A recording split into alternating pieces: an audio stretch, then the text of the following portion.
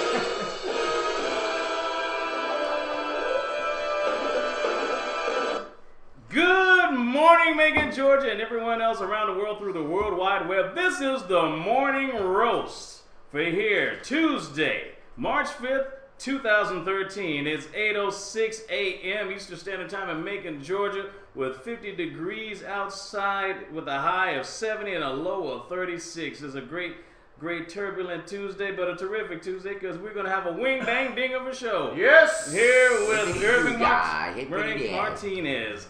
Behind the wheels of steel, Ed Einbinder, Anthony Harris, yours truly, DB, and we have a very let's get to a guest. Introduce yourself, a fellow hair deficient member of society. Yes. What's up, buddy?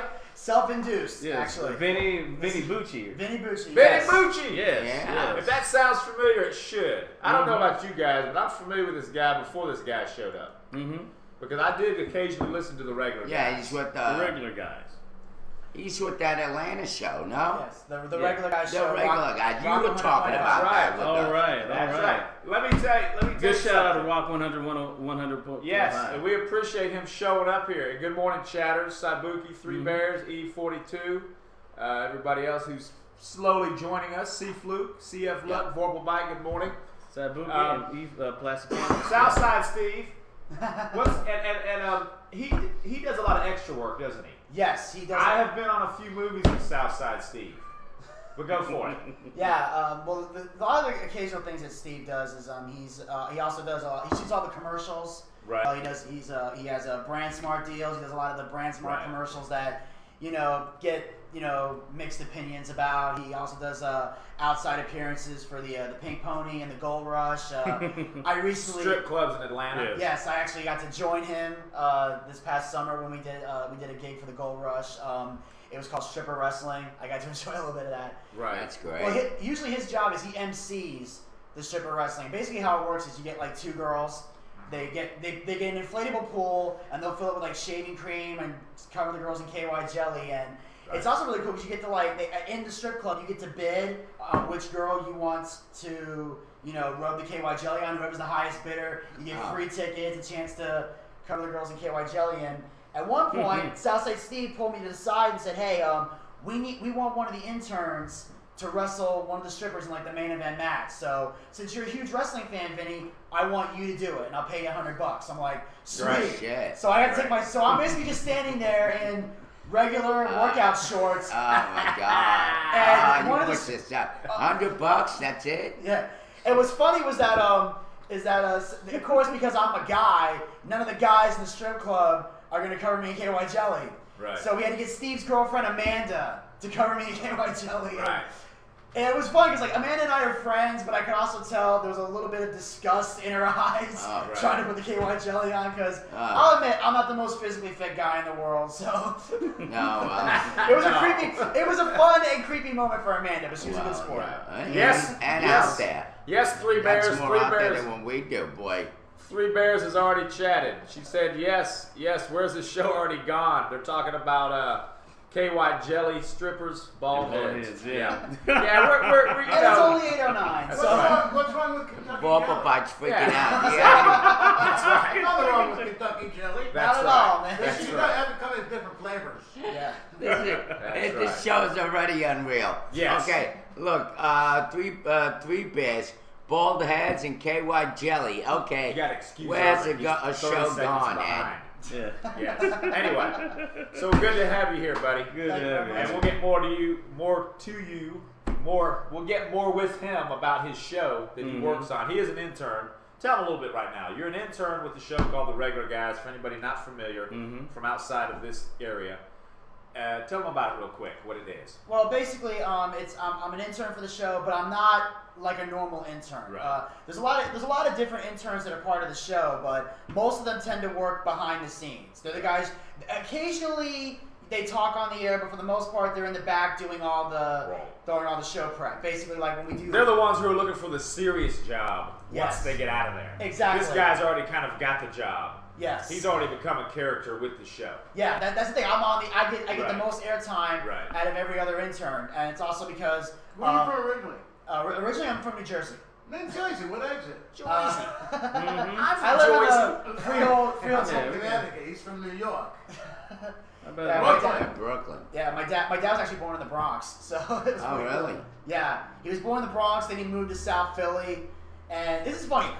This is the funny thing about my dad, and I always love to tell this story, is that he's from the Bronx, he Okay. grew up in South Philly, he Okay. once had a job where he worked in Washington, D.C. At the time, they were the 3 top crime-rated cities in the country. Right. Never had one encounter. We moved to Columbus, Ohio. He almost gets carjacked. Coming out of a bakery. Like my dad was coming out of a bakery. He was getting some bread. Yeah, well, you never expected. That's You never right. expect it. And he gets in his car. It was funny. The guy that carjacked him is some skinny black guy. Really? Some skinny black guy tries to pull. He had no gun, no knife, no lead pipe. With his bare hands, tries to pull my dad out of the car. This guy now, the guy that tried to rob him was like $180 wet. My dad was over 300 pounds at the time. And he's trying to, and my dad's shooing him away like he's a fly. Finally, my dad opens the car door, breaks the guy's nose, and my dad's like, all right, I'm done with this shit. But he hears the guy scream, "You broke my nose, you fat fuck." My dad shuts off the engine, gets out of the car, and beats this guy to within an inch of his life in the middle of the street. So someone sees this, calls 911, the cops show up. Now the cops have no idea that my dad was getting robbed. All they see is my dad beating this guy up in the parking lot. So the first reaction, they arrest him. Right. So my dad's now slapped in handcuffs. This guy's lying on the ground motionless, and they're about to take him into a cop car. And this is all true. It's too stupid to make up. This guy, I swear to God, some cowboy from across the street, this guy dressed like a cowboy, he sees this, runs to the cop and says, no, sir, he was in self-defense. I saw it, he jumped him. So thanks to that guy, so my dad eventually, they take the cuffs off, my dad goes home, but we just find it interesting that he... Welcome to Columbus. Exactly. I mean, what a welcome committee there. What a welcoming committee. Wow. Well, it's good to have you, buddy. Just hang out with us as long as you want. Oh, absolutely. We're going to go through stories. We want you to get in on it. We want you to give us your opinion of these stories. No holds barred, Vinny. You know that. You're used to that. Speaking of Ohio, there's a first person of a fan of ours, Chatter, Three Bears. He was wanting to know if you received something. Did it come in the mail yet? Nothing yet, Three Bears. No, we'll not let yet. you know. Thank you, sweetie, for We sending us gotta whatever you sent talk us. to the mailman today. Yeah. When did you Still send saying- it, Three They're Bears? still saying They left them making sort facilities. It must be at the local post office. Yeah. Wherever it is. I'm just wondering if she had the right address. Yeah, she did. Sure she did. Sure she They know did. where it You is. know how the post office works around Yeah. here. I mean, it's the post office. They're already having problems. They're losing Already millions of problems. dollars every Did you see year. their new Yeah. stamps? Hot rods. No, I didn't see those. Old No, I didn't. Barracudas and Chevelles. And I might check it out. That tells you how up to date they are. Yeah. Yeah. Especially they, Get like, like a cut off 2011 working Chevrolet standard. Corvette, I'd buy them. Yeah. All right, let's go right into it, guys. I got a story I found this morning. This is funny. This is a funny story. I want to get y'all's opinion on it. Mm-hmm. You hear about this? And Ed, pull the picture up for me. Look up the guy that goes ballistic on the airplane in mid-flight, and the passengers duct tape him to his seat. Oh, Go to that's that. an old Where story. is the story at, though? Just type it up. I don't know. I just got this stuff off the radio this morning. And what happened Flip it now? through channels. Just type in guy duct taped to seat because he was belligerent on airplane. I want you to show the picture that one of the passengers took of this guy duct taped to his seat. But this is how we do it on here, Vinny. These guys are technology guys. I don't have a laptop. I go the old papyrus way. So get used Papyrus, to that. Hey, if I'd have known, I would have brought mine. There you go. You're all right. Anyway, while Ed's getting that picture, let me fill you guys in. Guy, he's coming from Iceland. Well, apparently he had a little too much of his duty-free alcohol and began to get belligerent and then choke a woman sitting next to him, right? Passengers had enough of this. Enough is enough. Well, they duct taped the guy to his seat. They duct taped his mouth shut. They duct taped his hands behind his back, and they duct taped him to the seat. And they hold him until, of course, they land and turn him over to Isn't authorities. this an old story? I just saw it today. Heard about it Yeah, today. it's about a month old. I got the video. You got the video? Yeah. Set the video up. But anyway, I want to get you guys' opinion on this. Of course, we're in post 9/11, of course, and you know my opinion about this, guys. I'm gonna say go for it. I'm all for what they did to this guy. You know, I'm all about freedom of speech, of course. But when you start grabbing people and choking them, that's a little too far. So they get this guy and they basically just hold him down. Oh yeah, I got it from the New York Post. Ed. They basically keep him down, and basically he lasted about two hours until they got him to authorities. Federal prosecutors will not prosecute though because none of the witnesses and none of the other passengers want to have anything to do with it. They don't want to come forward. So basically he was bound to the chair. He was screaming stuff before that, like the plane is going to crash. Get me off this plane, blah, blah, blah, blah. I don't know whether the guy was from Iceland, but he was coming from Iceland. So, what the hell you got, Derek? Damn it, Derek! Anyway, his name has not been released, and again, he was arrested once they landed at JFK Airport. You're familiar with JFK Airport, right, Irving? New York City. Yeah, but that was another video, no? Okay. Well, anyway, get the picture up. Oh, The yeah. picture's funny. So, Irvin, go. We'll go down the line. I say go for it. Hats off to these passengers, okay? Hats off. In this day and age, you can't have people acting crazy, you know, On the plane. 30,000 feet in the air or whatever. You just can't have it, you know? Okay, he's drunk, fine, he's screaming stuff, but then he starts to grab people by the neck. No. He's got to be restrained. Because what I see happening is I see this guy trying to turn this around and make this a lawsuit. You know, I see this guy becoming the victim and going, "I'm suing the FFA," or "I'm suing this We airline." had something a couple weeks ago. The guy hit the kid on the plane. Remember? Yeah. Did we? Mm-hmm. Okay. But anyway, you going with it, Vinny? You want to start with it? What do you? Who? Go with it. Do you agree with this? Shut or not? up. Let somebody go with it. Go with it. Yeah, you know I'm against that whole. I told you what I said. Somebody gets up in the plane and starts to make a lot of noise. Starts to do the Harlem I'll be Shake. the first guy, I swear to God, to reach that son of a Oh, I bitch. got the Right. Harlem Shake. I'm serious. I'll, Right. I'll be the fella. Right. Shut the fuck down. Right. I'll be making a big scene. Right. And getting up and confronting that guy. I don't care. Right. Because Right. you know what? Once that guy starts, we're not really going to go anywhere until he's either restrained, thrown off the plane, arrested. That's the bottom line. People Right. are crazy, dude. Right. They are. Mhm. And the picture's Could funny. you Is why I imagine want you to flying get the with picture. that guy now? Right. Would Because you? No, I mean, I'm completely for what they did. I mean, especially if the guy starts getting actually physically violent. But, I mean, the picture to me is funny because the picture's taken with some guy's camera.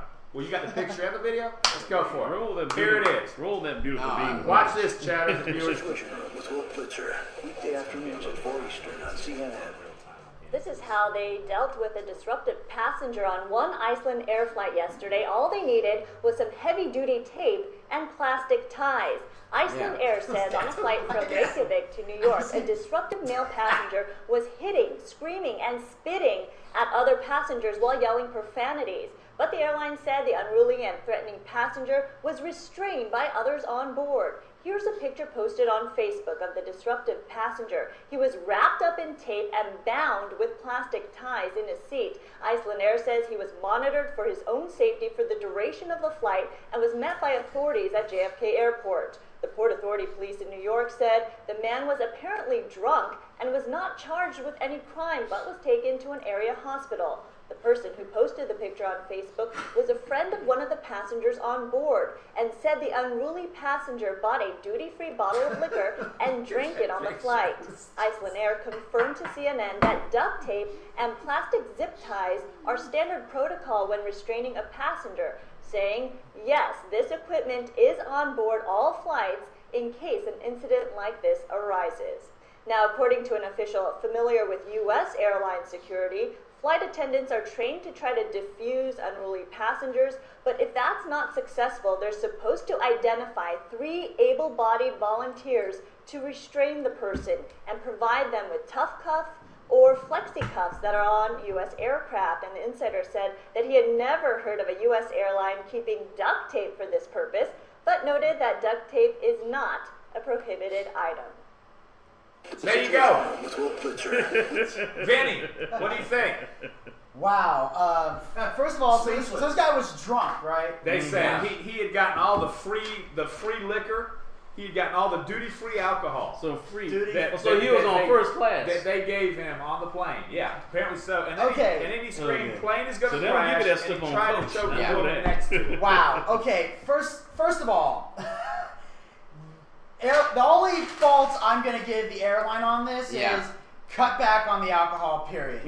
That's the only thing that I would blame the airline for. Yeah. First of all, so I'm going to look at this from both sides of an issue. Is on the one hand, the airline should know not to give out unlimited duty-free alcohol to any passenger at all. So that's where I think the airline's at fault. On the other hand, it's like we said before, it's post 9/11.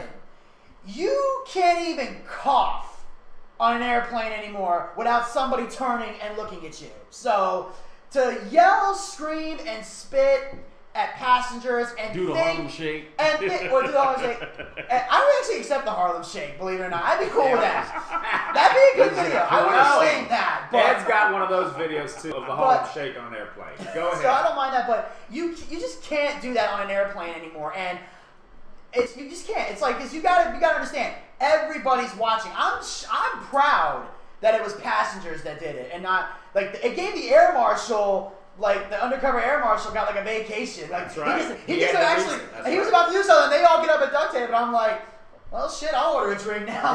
Right. No, I don't agree with you on the alcohol part, Vinny. I think that alcohol sales should be allowed on planes for people of age. Well, I'm fine with him having alcohol. Well, it's like I- a bar. moderation, You yes. gotta I meant moderation. Right, That's what I okay. said. They need to cut I back mean, they on. could serve alcohol, but it's like a bar. You Yeah. just don't give it or. Well, this guy's from Iceland. Even This guy Conley probably calls it loves 2 drink minimums. This guy probably loves vodka. But we agree the guy had to be restrained. Chatters, 3 Bears says duct tape and zip ties is standard issue to retain passengers. Wow, what does that tell you? Go back up. Saibuki, our buddy from England, he of course he's completely all for it. He said you should have threw the guy out of the plane. Actually, what I would have done if I ran the airline was out. I would have duct taped him to the seat, but I wouldn't have let him out of the seat. I'd leave him there as a warning to the other passengers. This is what the fuck's gonna happen to you if you even think of being unruly. And then I would say, and then I would post a label, a sign to his chest that says "Drink responsibly." There you go. Yes. There you go. That's I'm kind of like- like the lady holding the sign, right? That the judge makes to hold the sign for punishment outside. Exactly. Drink Right. That's a responsibly. good campaign. This is a movie. I guarantee this is going to be made into a straight to DVD movie of this guy being duct taped to the plane. I Yeah, could see Disney will this. pull it. Disney. If they do like an airplane I was about to documentary, that's definitely going to be one of the news footage they put up. as Right. I was gonna say something on Lifetime or something, maybe. Yeah. Well, I don't know if it's Lifetime material. That's what I would do. Like I would think like it should be Drunk part at of like an 20,000 airplane. feet. I think this part of an airplane documentary for like they always do stuff like on like like United 93 and based on the people that help on the plane. I would have something like like just in general of like people taking matters into their own hands. I throw that in I throw that in with like an Occupy theme thing where it just says we're not taking this shit anymore. Well, by and the made way, that an example. who do you think will play the fat guy getting duct tape I don't know. in the movie? I would have said Drew Carey before he lost all that weight. Yeah, I would like a Drew Carey kind if he was still alive, I'd say Chris Farley. Yeah, but I'm gonna go. But if or we're John gonna, Candy. I go with Kevin James. Kevin James. I think Kevin James would make it more comedic. Yeah, I can just see that. Kevin James playing a crazy drunk guy. But even he lost a little bit of weight though. He's kind of like he's more pudgy than fat, Yeah. Well, Jonah Hill gained his back. Let's put him in this cast. Yeah, you could do that. I can see Jonah Hill just cussing someone out like, "The plane's gonna fucking crash, you fuck!" Like, don't fucking Good morning. take me to the damn chair. Good morning, official gamer girl. Good to see you back. We missed you. Derek Shapiro, what's up? You're friends with Derek Shapiro. Yes, that's my Derek homeboy. Shapiro. Yes, Derek yes. Shapiro just showed up. DSS TV station. Time is money. There he goes. There he goes. You're the one that did the time is money line. Yes, I did. Yes. The case of the Let me radio ask shows. you. Now we're all over the place. Vorbite, be nice if not I'm gonna boot your ass. Now, Vorbite's funny. Vorbite's our regular guy who just likes to stir shit up with us. Yeah. He says, "Fuck you, Butterball." That's why you can never be allowed to even touch a passenger. Vorbite's all about. He's acting like he's all about, let policemen be policemen, let civilians be civilians. Yeah. Anyway, but then Derek Shapiro There's not much. says, "Screw the Harlem Shake due to Derek Shapiro County hold down on the plane." Oh God! So let me ask you. He did that. So did you see the movie yet? Yes, I You saw. saw the whole thing. We have not watched the whole thing yet. What do you think of Derek Shapiro's movie? Case of the radio host or talk show host. What's the correct title? It's called The Case of the Radio Show Host. Right. And Honest opinion now, we don't pull punches on this show now, Vinny. Okay. Honest opinion. I've already told Derek what I thought of the preview when he was showing us the preview. I thought he needed to fix the preview. What do you think of it? I think in some cases I think it was well done. I admired some of the editing. Right. I do think there were some scenes in the film that didn't really need to be there. Like at one point out of nowhere, like there was this huge showcase with a bunch of singers, and I'm not knocking the singers; they're very talented. Right. It's just that the audio wasn't coming out right. It was like all scrambled when they would sing. Yeah, and Like, that's they would try like they would be singing like they would be singing like like a Britney Spears song, but it would be like one more time, and like I can't hear what the person was saying, so I felt that scene, Audio problems. Yeah, audio problem. I didn't think that scene was important, but I thought the other scenes were. Right. And a lot of the actors and actresses that were in it, I felt they did great. If I had to pick one negative criticism about the film, it would be that showcase because I just didn't think it belonged in the film, and I felt that it distracted people from the central plot. Because the central plot's a really good, is a really good film. I just feel like there were some aspects of it that could have been taken out, and well, Bucci, right? That's what they call you, Bucci or Booch? The Booch, yeah. Booch. Okay, he sent it to us in 15 parts. 15 parts. Yeah, because it's. We'll watch part of it. I was a little I'll taken part aback of that it was in 15 parts. I will admit Okay, that good. caught me I'm off glad guard. you said that. So, my question to you is it really a film or is it just really a lot of video that continue? Because part of doing a good film is bringing it all together so it has a flow. Right. Not here's a little piece over here and here's a little piece over there, and then you guys work out what this whole plot is all about. In other words, just make one film. It's Derek's way of doing it. He explained that on here. Kind of like what's his name? Derek's. Quentin Tarantino has his own way of. It's Derek's Yeah. Gonzo way. Derek Shapiro, that is, not Derek. Derek. Yeah. Derek Shapiro's Gonzo way of making film. Okay. Remember, because I asked him would he ever upgrade to better cameras, and he's like, "No, I like what I use." He uses his laptop. And from an artist's point of view, I can respect that. Yeah. You Well, know? we're gonna watch the whole thing, Derek Shapiro. I haven't seen the whole thing yet. He says it will be together on DVD. Right. Yes, we did talk about that. Yeah, I asked him at a about show. Right. one complete Right. Because I have to go, join it all together, make a one complete movie on my own to make it, Right. This isn't 15 different parts. Yeah, and like eventually at some point when the gets taken off the site, they're gonna put it on DVD, and then we can it'll be available for purchase. Yeah. So. Right. All right, well, go ahead. Yeah, do you have anything out yourself? Do you do any kind of crazy shit besides your radio? Yes, I also I do movies with Derek Shapiro, and Right. Yeah. I did. I'm also stand up. I've done some stand up. I've been doing it for awesome. I've been doing it for a long time now. I've performed in a lot of places, which is why I love being on the Regular Guys show. It helped me get a fan base in the comedy scene. It actually helped me get. It helped me get a lot of opportunities I wouldn't have Helps you normally. hone your craft, I'm sure. It helps you hone your craft. It helps you. So when did you get on that opportunities. show? How long have you been with those guys? 2.5 years. Really? Yes, I got on in late 2010, and it's what happened was at the time And what college were you at? I was- Were you going? Were you attending? I had already I graduated college 3 months before Okay. I met them. I had just Okay. graduated from Georgia State. Okay. I graduated in May, and I met them in August. And obviously, your major was broadcasting, I guess. It was journalism, public relations, Okay. so it was Okay. in the same ballpark.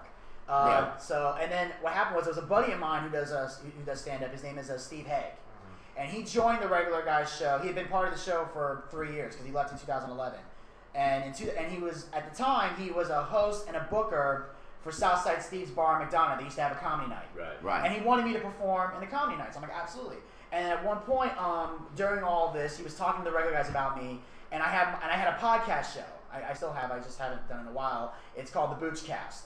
I created my own podcast show, and it became very popular within the Atlanta comedy scene. Like Atlanta comics were listening to it. They were enjoying. Like, I want to be a guest. So I would bring a lot of my comic friends on. They would be guests. I wish I heard that. And then I even had like a comic from Tennessee that heard about it. He wanted to be on it, so I got him. And so Steve decided to show the podcast to Larry Wax, who's the head of the Regular Guys, Right.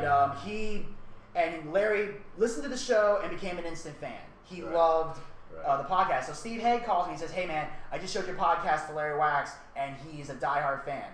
So my first reaction is, Steve, you're fucking with me. I think he's joking. I'm not, yeah, I finally goes, Yeah. no, dude, I'm serious. And he wants to be a guest on your show.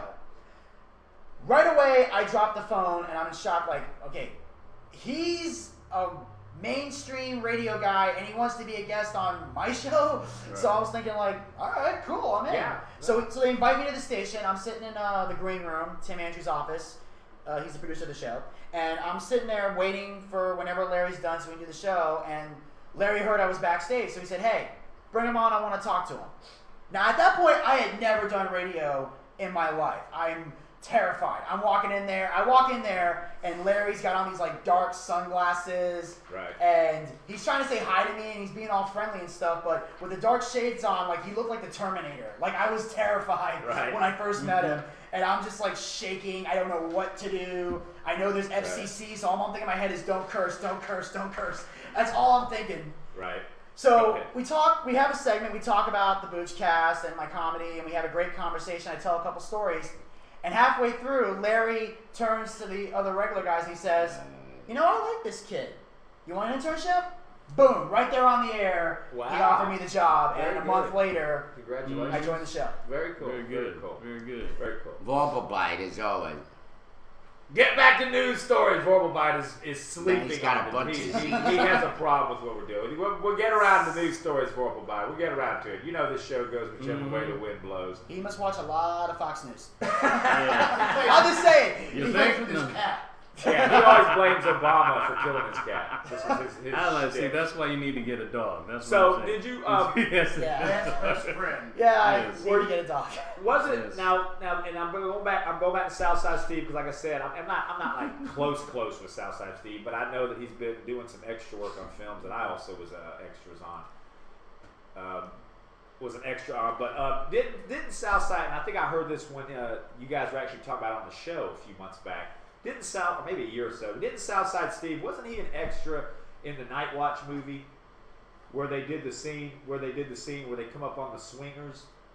the sex party. Oh, you no. know what I mean? You Yes, know what I mean? that Ben was- Stiller's movie that yes. was up in Atlanta. Very Was familiar. Sal, wasn't he an extra on that, or did he never get picked for it? No, Steve never got. I don't know if Steve auditioned, but if he did, he didn't get picked. Larry, Because it was Larry. It was that Larry. was the extra. Okay, in because the remember watch. the girls from CL Casting, I think, were guests on the regular show, the regular guy's show. Yes. And I remember they were promoting. I was listening to that particular episode that morning, and they were promoting that movie because I had sent my stuff to that movie as well, the Night Watch, and never got picked for it either. And I thought, Steve did. Okay, it was Larry. Yes, Okay. Larry was an extra in the movie, and we actually held. Did he come back and report on that on your show? Yes, he did. And in fact, we actually it was either the day or the week before, we had a big premiere show Right. for the Watch. We actually Watch, right. Larry came in dressed in the costume he wore. Right. And me and my friend Jerry Truman on the show, we dressed up. We were wearing tuxedo T-shirts, Right. and we were basically the unofficial ushers of the show for the night. So we were basically walking people in, taking their tickets and everything. And we basically took pictures with the fans. So we had a big, huge premiere event. So we all got to sit there and watch and enjoy the movie. And there was a moment where Larry's walking across the screen, and that was... You see Larry, but you only see him for like a brief second. You would have to like watch it on demand and then pause to see him. But it was still a great moment. Do Hulk Hogan. Okay. Do your impression of Hulk. What do we got? Hulk Hogan? Oh, wait. Wait a Before he minute. goes, Don't jump on this. all Shut right. up. Well, I wanted to. Let me go with this guy here. Okay. That's That's Vinny. Hulk Hogan. Hulk Hogan's wife. What do you know, yes. Irving? Things are going wondering wild in the morning roast today. Says Now- station says Vinny when that's about You got Hulk to Hogan's interview wife. Hulk Hogan's wife. His ex-wife. His ex-wife. Yeah. Okay. the one that was in the And reality I'm show. being Yes, right? told of it Linda that she Hogan. didn't like you. Oh God. So All give right. us a Yes. We gotta hear we're this story. going to get to your complaints about Vinny because I want Vinny to retaliate Who you gives for a shit? fight. It's all right. It's fun. I got it. Go ahead. Hulk Hogan. That was back. This is It was in July a couple years ago. It was about July 2011. Right. It was 4th of July week. The regular guys were on vacation, so no one was able to come into the studio to interview Linda. And they knew I was a wrestling fan, so they said, "Hey, Vinny, can you come in on the 4th of July and interview Linda Hogan?" Sold. I'm in. So she was promoting a book. She was going on a book tour, and the book was entitled, and I almost laugh every time I say it, because the title I thought was a joke all by itself, was Wrestling the Hulk, My Life Against the Ropes by Linda Hogan. That's the title of her book. And I read that. I had to read that book from like cover to cover in like 3 days. I read that book. And basically I had to interview Linda, and I was asking her a bunch of questions about the book. Oh, and Lord. the thing was that there was a part of me when I read that book, and I'm thinking, this is bullshit. I am reading a bullshit book. But you can't go in there with that kind of mentality. Why would that You have surprise you? That woman married Hulk Hogan. Exactly. Yeah. But the She's thing is not that, saying- so on the one hand, I'm like, So you do think I she's wanna, making everything up in it? most You of think it, it's- most of it. it's all Some of maniacs it's out true, there, some of right. it's true, but only Who because, the hell knows but that? only because it's also in Hulk Hogan's book as well. Yes. So like there were some things in the book that was true. Like she talked about how back in the day in the '80s, she and Hulk used to do cocaine together. Right. Hogan has admitted, yes, I did cocaine for Right. a while. That would And explain a lot. you know, there was one, and she talked about all these extramarital affairs that Hogan had, but only one of them was proven to be true, and it was the one that ultimately demised the relationship. It was the one where like Yeah. Brooke Hogan had a friend that was like in her 30s at the radio, not the radio, the recording station, Yeah. and he had an affair with her. Hogan openly admitted to that one, but she Okay. claims there were 20 others, Right, and I'm right. not buying the other 20. Yeah. Right. So we were talking, and halfway through, like I'm reading the book, and so I'm realizing while I do this, like, look, on the one hand, this is all bullshit to me, but on the other hand, I'm doing an interview for Rock 100.5. I want to be a professional and a bigger man. I want to give her the benefit of the doubt and think that Right. maybe, just maybe, there might be some truth to this fictional story. Yeah. So we had about a 7-minute interview, and I was just asking a couple of questions. And I admit some of them might have sounded a little crazy, but I was just looking for a straight answer. Like she said that, I used to travel with Hulk on the road all the time before we had kids. But then one day she decided, you know what? We want to have a family. I want a stable family. Like she wanted a stable family. She had one until they were teenagers, but Right. So she decided, okay, I want to be a stay-at-home mom. I want to take care of the kids and let Hulk go on the road. So she claims Hulk goes on the road, now all the infidelities take place.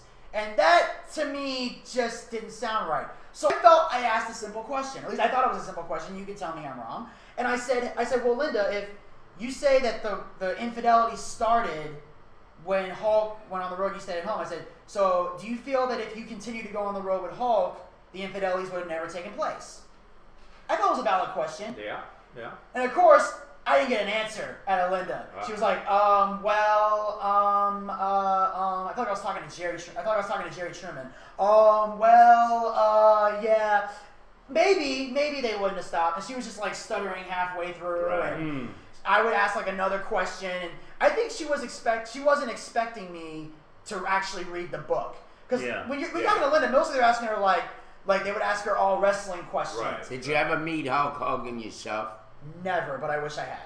That would be a dream for me to meet the Hulk. yeah. Because I've idolized Hulk Hogan. I was a huge fan. You know, Oh, the yeah. training, the prayers, the vitamins. What are you gonna do? Look, Play Python's 24 is brother. on you, Look, brother. and Irvin, look, the two guys that idolize him, it's like done the least good. The training, the vitamins. Unbelievable. Look at it. Well, I've been doing some training lately. It's the prayers I need. It's the prayers I need to work on. All right, Vorpal Bite is giving you some hell, Vinny. And of course, this is Vorpal Bite. Vorpal Bite, this is his shtick. He comes on here and always does. Like you said, he's a Fox News guy. Or he acts like it.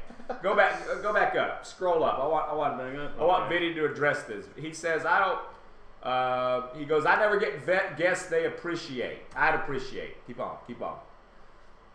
He goes, hurry up, I got a real life. He wants to go on to some news stories. Okay, go up here. Okay. I do not view internship as a positive thing. The dumbass is working for free. Oh, jeez. Wow. Sorry, I'm opposed to liberals' concept of life. You ready for the video? Wow. Well, let me first, get Vinny's reply. first of all, a liberal. I don't know how that's a liberal concept of life. Maybe I need to be more political to understand that Well, part. it gets worse than that. But Here's the- a comment.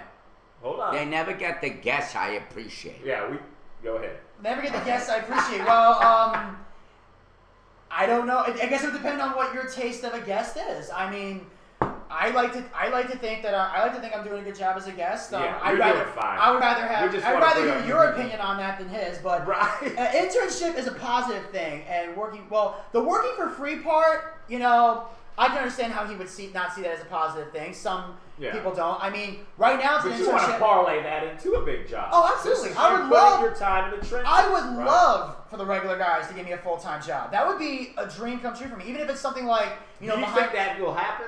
Um, Or do you think they're just kind of using you for now? Do you uh, think that's going to parlay into something? I think so. I like to believe it does. I don't feel like I'm being used. And to if you had gone on the road with them, Vinny, would they have cheated on you? No. Just kidding. He's getting the hard questions. If they did, the only way they could cheat on me is they sent somebody else to pick Truman up at Metropolitan Parkway. I doubt any of them, except for Steve, would drive all the way out there. Right. And nah, Steve's too busy. Steve has a hard enough time getting to the show on time as it is without driving all the way to Metropolitan Parkway to pick Right. Truman up. Right. But yeah, the internship is a positive thing because for two reasons. One, you know, it's a fun place to be. You know, Right. I have fun while I'm there. I've met celebrities Oh, yeah. I normally would have never met in my life. You know, I've met wrestlers that I look up to You get through the access to show. certain places. Oh yeah, I got Diamond Dallas Page is my trainer because of these guys. Oh, like I'm right. doing, I got involved And he with lives them. up there now, right? Yeah, Dallas and Page is up in Atlanta. he lives in Smyrna. He has his own place. He lives Jake the Snake Roberts lives there as well, and Scott Hall, he recently just moved in. And he calls it the Accountability Crib, and he does the DDP yoga workout there, and I've been doing that. So I met DDP through the regular guys, but also, like I said before, I'm a comedian. Right. This gets my name out there and gives me a fan Exactly. base. It helps me make deals with clubs when I'm trying to get hosting spots or trying to get my own show booked. Because the number one question I always my get. nephew's a comedian now, about 15 years in New York. But he changed his name. I don't know why he did that. Yeah, if you've been going it 15 years and you have a I don't know. Either he's trying to reinvent himself, or he doesn't. Does he have a good reputation in New York? Yeah, he does. He Then actually did then- Dangerfields for a while. Well, then he shouldn't have. He was a hot thing, but I don't know why. Maybe he just changed it on Facebook. Yeah. Maybe it's that's a what it is, It could be a but Facebook thing. that he I did that. thought you- Official gamer girl Vinny asks you, who's the most famous person you met? The most famous person I've met. Of course, that's subjective anyway, right? Wow. Some people would think some people are more famous than others. Well, the most famous person. I'd have to say the most famous. She probably means famous as in iconic, as in somebody that's got staying power that's going to stay in history as somebody pretty big, I guess is what she means. Wow. Like Honey Boo Boo or something. Hell, Honey Boo. That's You said that is famous, a tough not one. infamous. I don't know. What famous I guess person? Who is responsible? let me for say that. Let me accusations? put it this way until you answer her question. Who have you met that you were the most honored to meet? The most honored to meet guys like Diamond Dallas Page. So the James- wrestlers. The wrestlers, Basically. definitely, yeah. Wrestlers. We actually had we actually did a funny story, and I was like we were talking before about me being bald, and I said it was self-induced. Right. It was in 2011 when WrestleMania came to Atlanta. We were getting wrestlers, and that's how the realized found I was a wrestling fan, because we were getting guys from Shawn Michaels to Right. Roddy Piper. We had the Miz because he was WWE champion. He He's came in. ODing right now. He's Yeah. having an orgasm. Right, Well, that's yeah, what a lot of and we were wrestlers being, say. the Friday morning, April 1st, I remember it was the 2 days before WrestleMania. They came into this. The regular guys that morning were broadcasting live from WrestleMania Access, because what happens is when you go to WrestleMania Access, like you go that night, there's all the events. In the mornings, when all the radio people set up their booths and all the wrestlers come in, they also have international media people coming in to do interviews. So the regular guys instantly said, we got to bring the Bucci with us. They actually had to clear it with Cumulus because at the time, like I said, I was technically an intern. So interns don't go on location. So they had to get permission from Cumulus and make sure everything was cool. And I drove to Access with them. And I'm sitting there live, and we had like different wrestlers sitting down. So the first guy that sits down, we had like everybody we had the Mouth of the South, Jimmy Hart. He was the first guest we had. We had the Mouth of the South. We had Wade Barrett. We had Drew McIntyre. We had just Shawn Michaels again, and we had a parade of superstars. Christian coming in, and we decided we were trying to find a way for us to stand out amongst all the other radio guys. Right. And Larry at the time had been trying to get me to shave my head for months because even though I'm 26, I was 23 at the time. My hairline was starting to recede.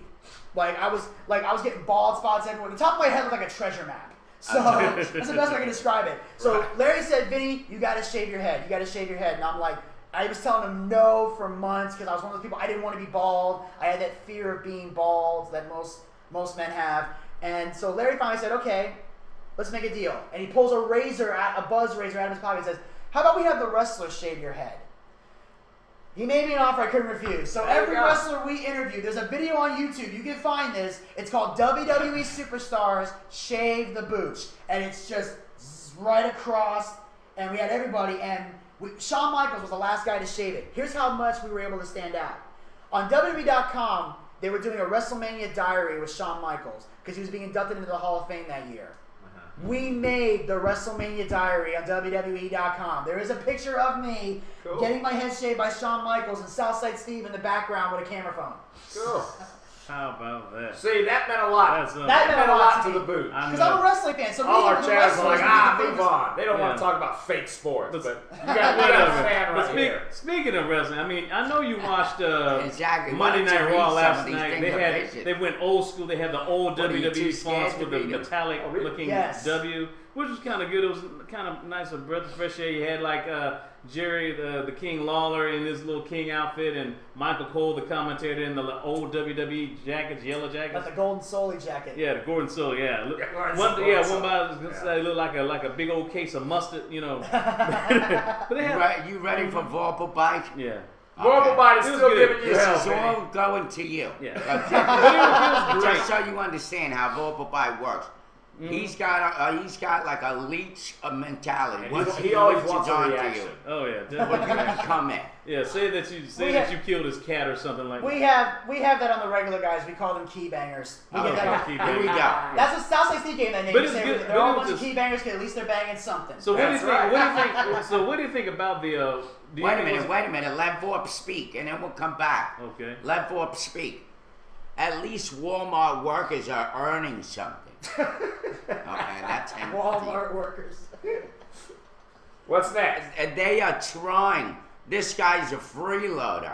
I'm sure his mother wants him to get a real job. Get out of her basement.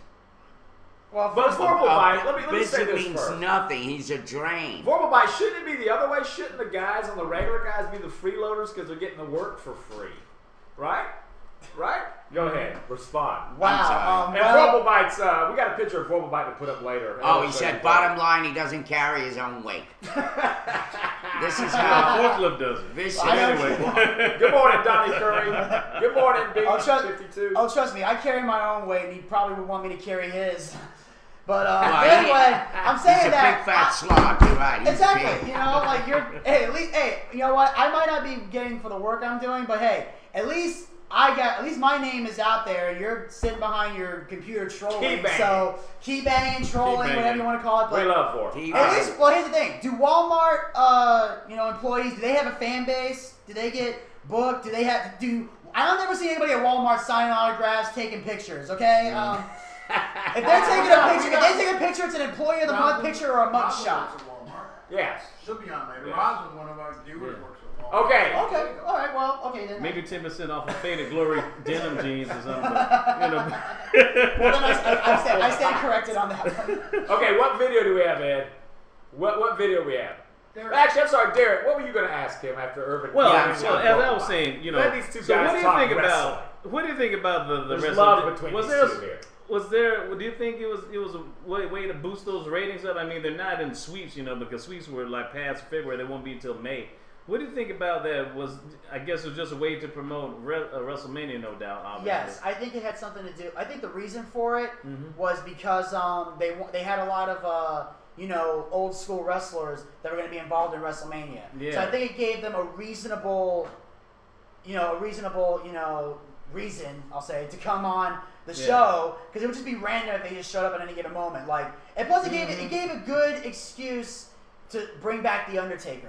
Instead of just having him appear out of nowhere and then have that fatal four-way to lead up to CM Punk. Yeah, that's definitely true. So Yeah, I thought at least Sheamus would get, because he has that vicious bro kick, but CM Punk put that GTS on. Yeah. Yeah. I kind of knew it was going to be CM Punk because And not Sheamus? and not Sheamus. No, let's just Urban let's- Myers is like, here's the thing. I like Sheamus. Don't get me wrong. Sheamus is one of my top favorites, and granted, he bought his way to the top, but because he gave me ringside seats to Hell in a Cell. Yeah, but, that's true. I wish he would have had a different name for this closing move, the bro kick. I would have just called it the unlucky charm, because once you get kicked by that, it ain't no rabbit's foot or four-leaf clover gonna help you. I'm just saying. I wish he had gone back to his old gimmick in the Independents, where he used to be. Because I researched this. He was called Sheamus O'Shaughnessy. I wish he'd go back to that, because he had his own gimmick. He had moves called like the War Sword, and he had like kick-ass names for stuff. He'd call his fan base the Clan SOS. I'm like, dude, you should bring. If he had brought that gimmick in. I mean, not that he hasn't achieved a lot of success. I mean, he has, but I think fans would have respected his quick push a lot more if he had that cooler of a gimmick. I can see that. Instead of just being the Celtic warrior. But it was just nice just to see the old school guys, especially ones I grew up with, like Sergeant Slaughter and the American Dream Dust They Roll. Yeah, public if you will. Whining and square, whining and dining. I'll make your back crack, your liver quiver, and your knees freeze. When you mess with American Dream Dust They Rolls, you messing with some risky business. There you go. Yes. We're featured. Thank you, Bob. It's like the priest You're of croaking and wrestling. joking while I'm cooking and smoking. Jack. Yeah. Okay, Saibuki's now giving you hell. He said he did not like that you brought up the whole "I'm famous, what have you done" comment. He goes, "You're self-centered asshole, Vinny. We love it. You're riling up the I'm crowd. self-centered? You're riling. You're. I can't get the freaking word out of You're my riling up Self- the crowd. The chatter. Sir, I can't I'm believe on I the said regular it. guy's show. What the fuck did you expect? Yeah. We're all self-centered on that show. We love- we That's love. why we have ratings, dude. Yes, not diesel. They're regular guys, not unleaded, not diesel. No, just regular. Anyway, Yes. this is good stuff. This is the Morning Roast All here on right, Blog we're doing the TV. video. This Okay, is from we'll 8 go to ahead and 11 do it. a.m. Our guest today. He's going to hang out as long as he wants to. We don't have a schedule set. This is Vinny Bucci from the regular guys. Intern, as Vorpal Bite says, a pest on society, a mole on the ass of society. Okay. And Saibuki's backing him up on that, but we They call appreciate worse. everybody. Yeah. We are So let's featured, go. by the way. Yeah, Oh, we are yes, featured. yes. Here's the video. Here we go, guys. Part 1, right?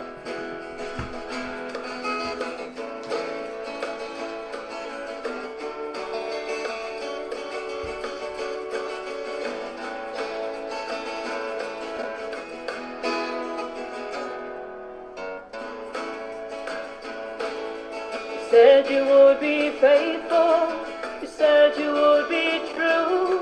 We'd be there for each other through good and bad times too. Said we'd be together and forever you would stay. How could I have known forever ended yesterday? I didn't get the memo, my calendar was free. To think they'd advertise it on Facebook and TV. The stores would have a great big sale announcing the big day. Now I've gone and missed it, forever ended yesterday. I don't know how you knew the date, she seemed to know it too. Though headlines had warned me, so I didn't have a clue. Till I saw the two of you embracing in that way. Big man, Joshua, did we make it? Me? Yeah, did we make it for the Tanya Cruz radio show? Because don't you remember that Danny Libby's going to be on it? Let's see. Ooh, what a good song that they're playing.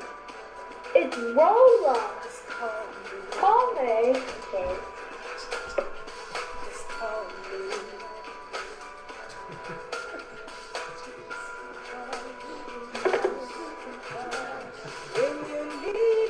You just heard Roma and Derek Shapiro would call me.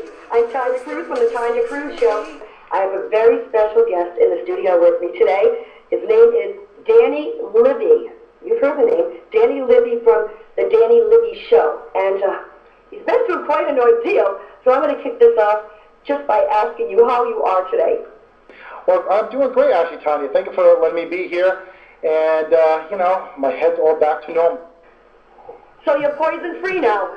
You know, Danny, I know you're here because you have your Amnesia movie coming out, and we want to talk about that. But first, tell me what you like about the Danny Libby Show. Tell me what you love about the passion with your guests. Well, you know, I love interviewing guests. You know, guests are my passion, just like you interview me, Tanya, you know. And I remember this one guy I interviewed, it was owner of the studio. It was awesome. And then, of course, after the radio show, I used to always get food for my crew, of course. So I'll tell you about.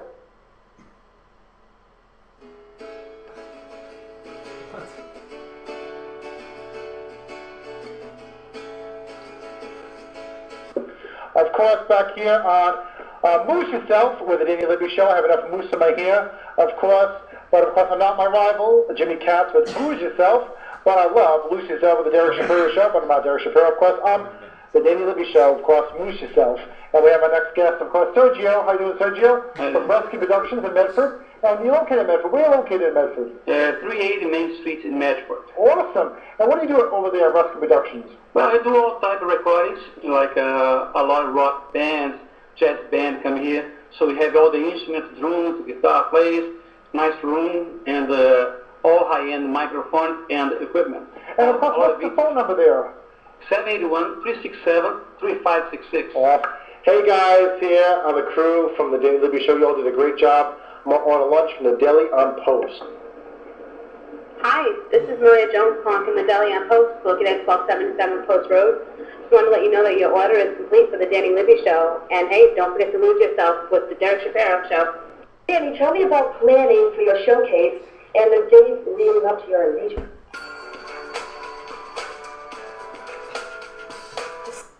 Derek, what the hell is this? Derek, I mean, jeez.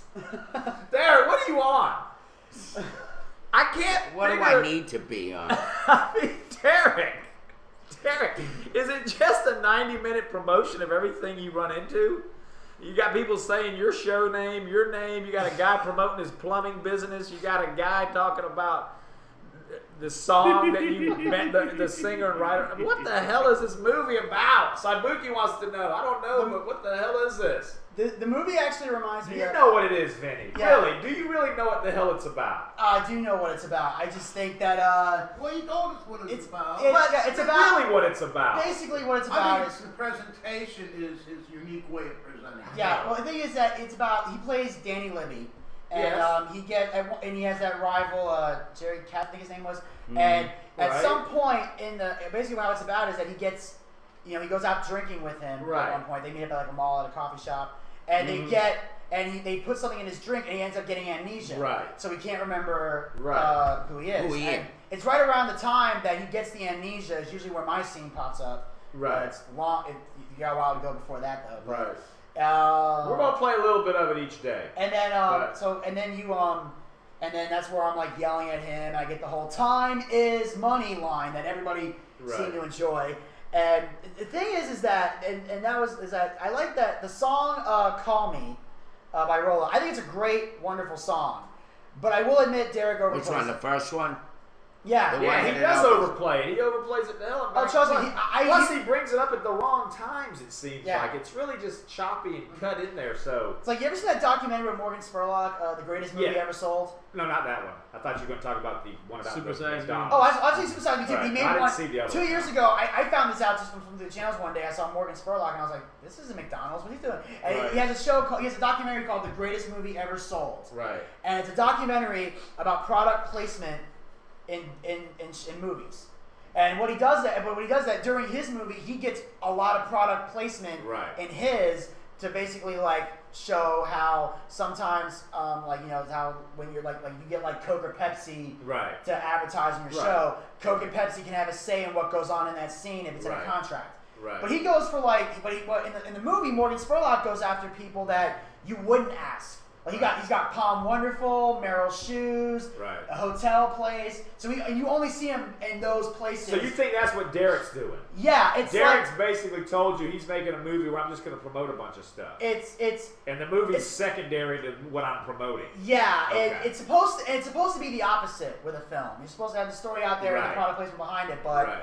he's going the opposite way, which to each his own. I mean, All right. Yeah, I mean, It's you know, hard- it's hard- I'm all about what people want to do and they consider art, but it's like Yeah. it's almost in parts, Derek. Jump in there. We will.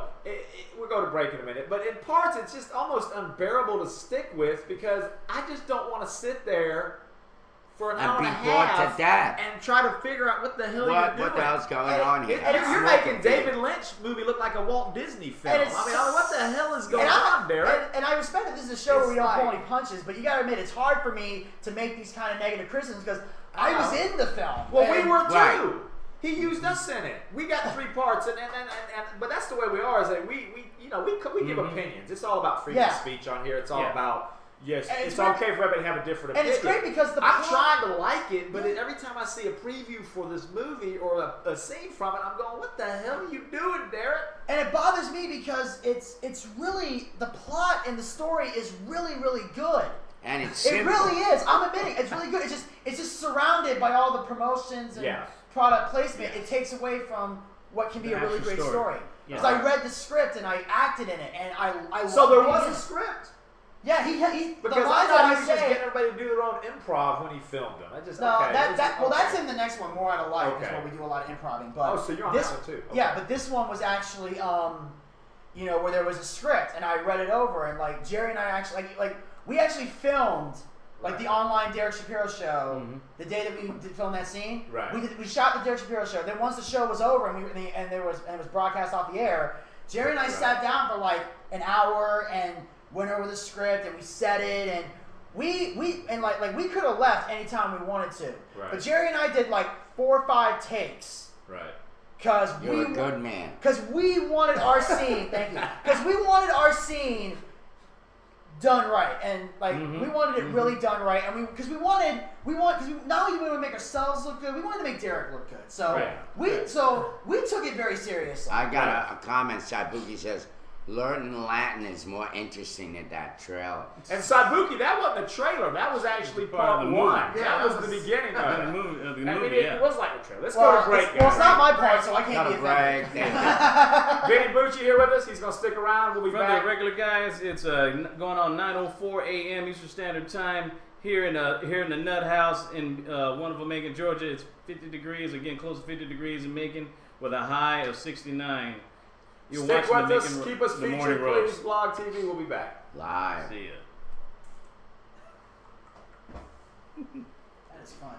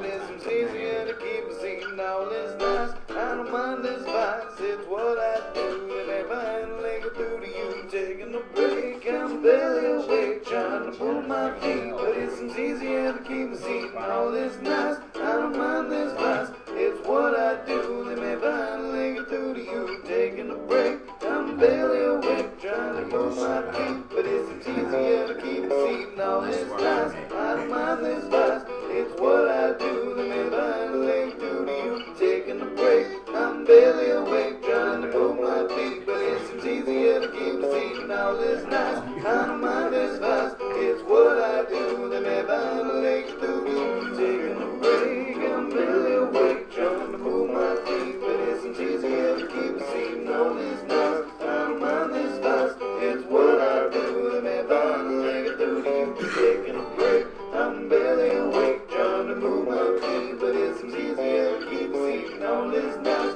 I don't mind this vice, it's what I do. Then if I ain't through to you.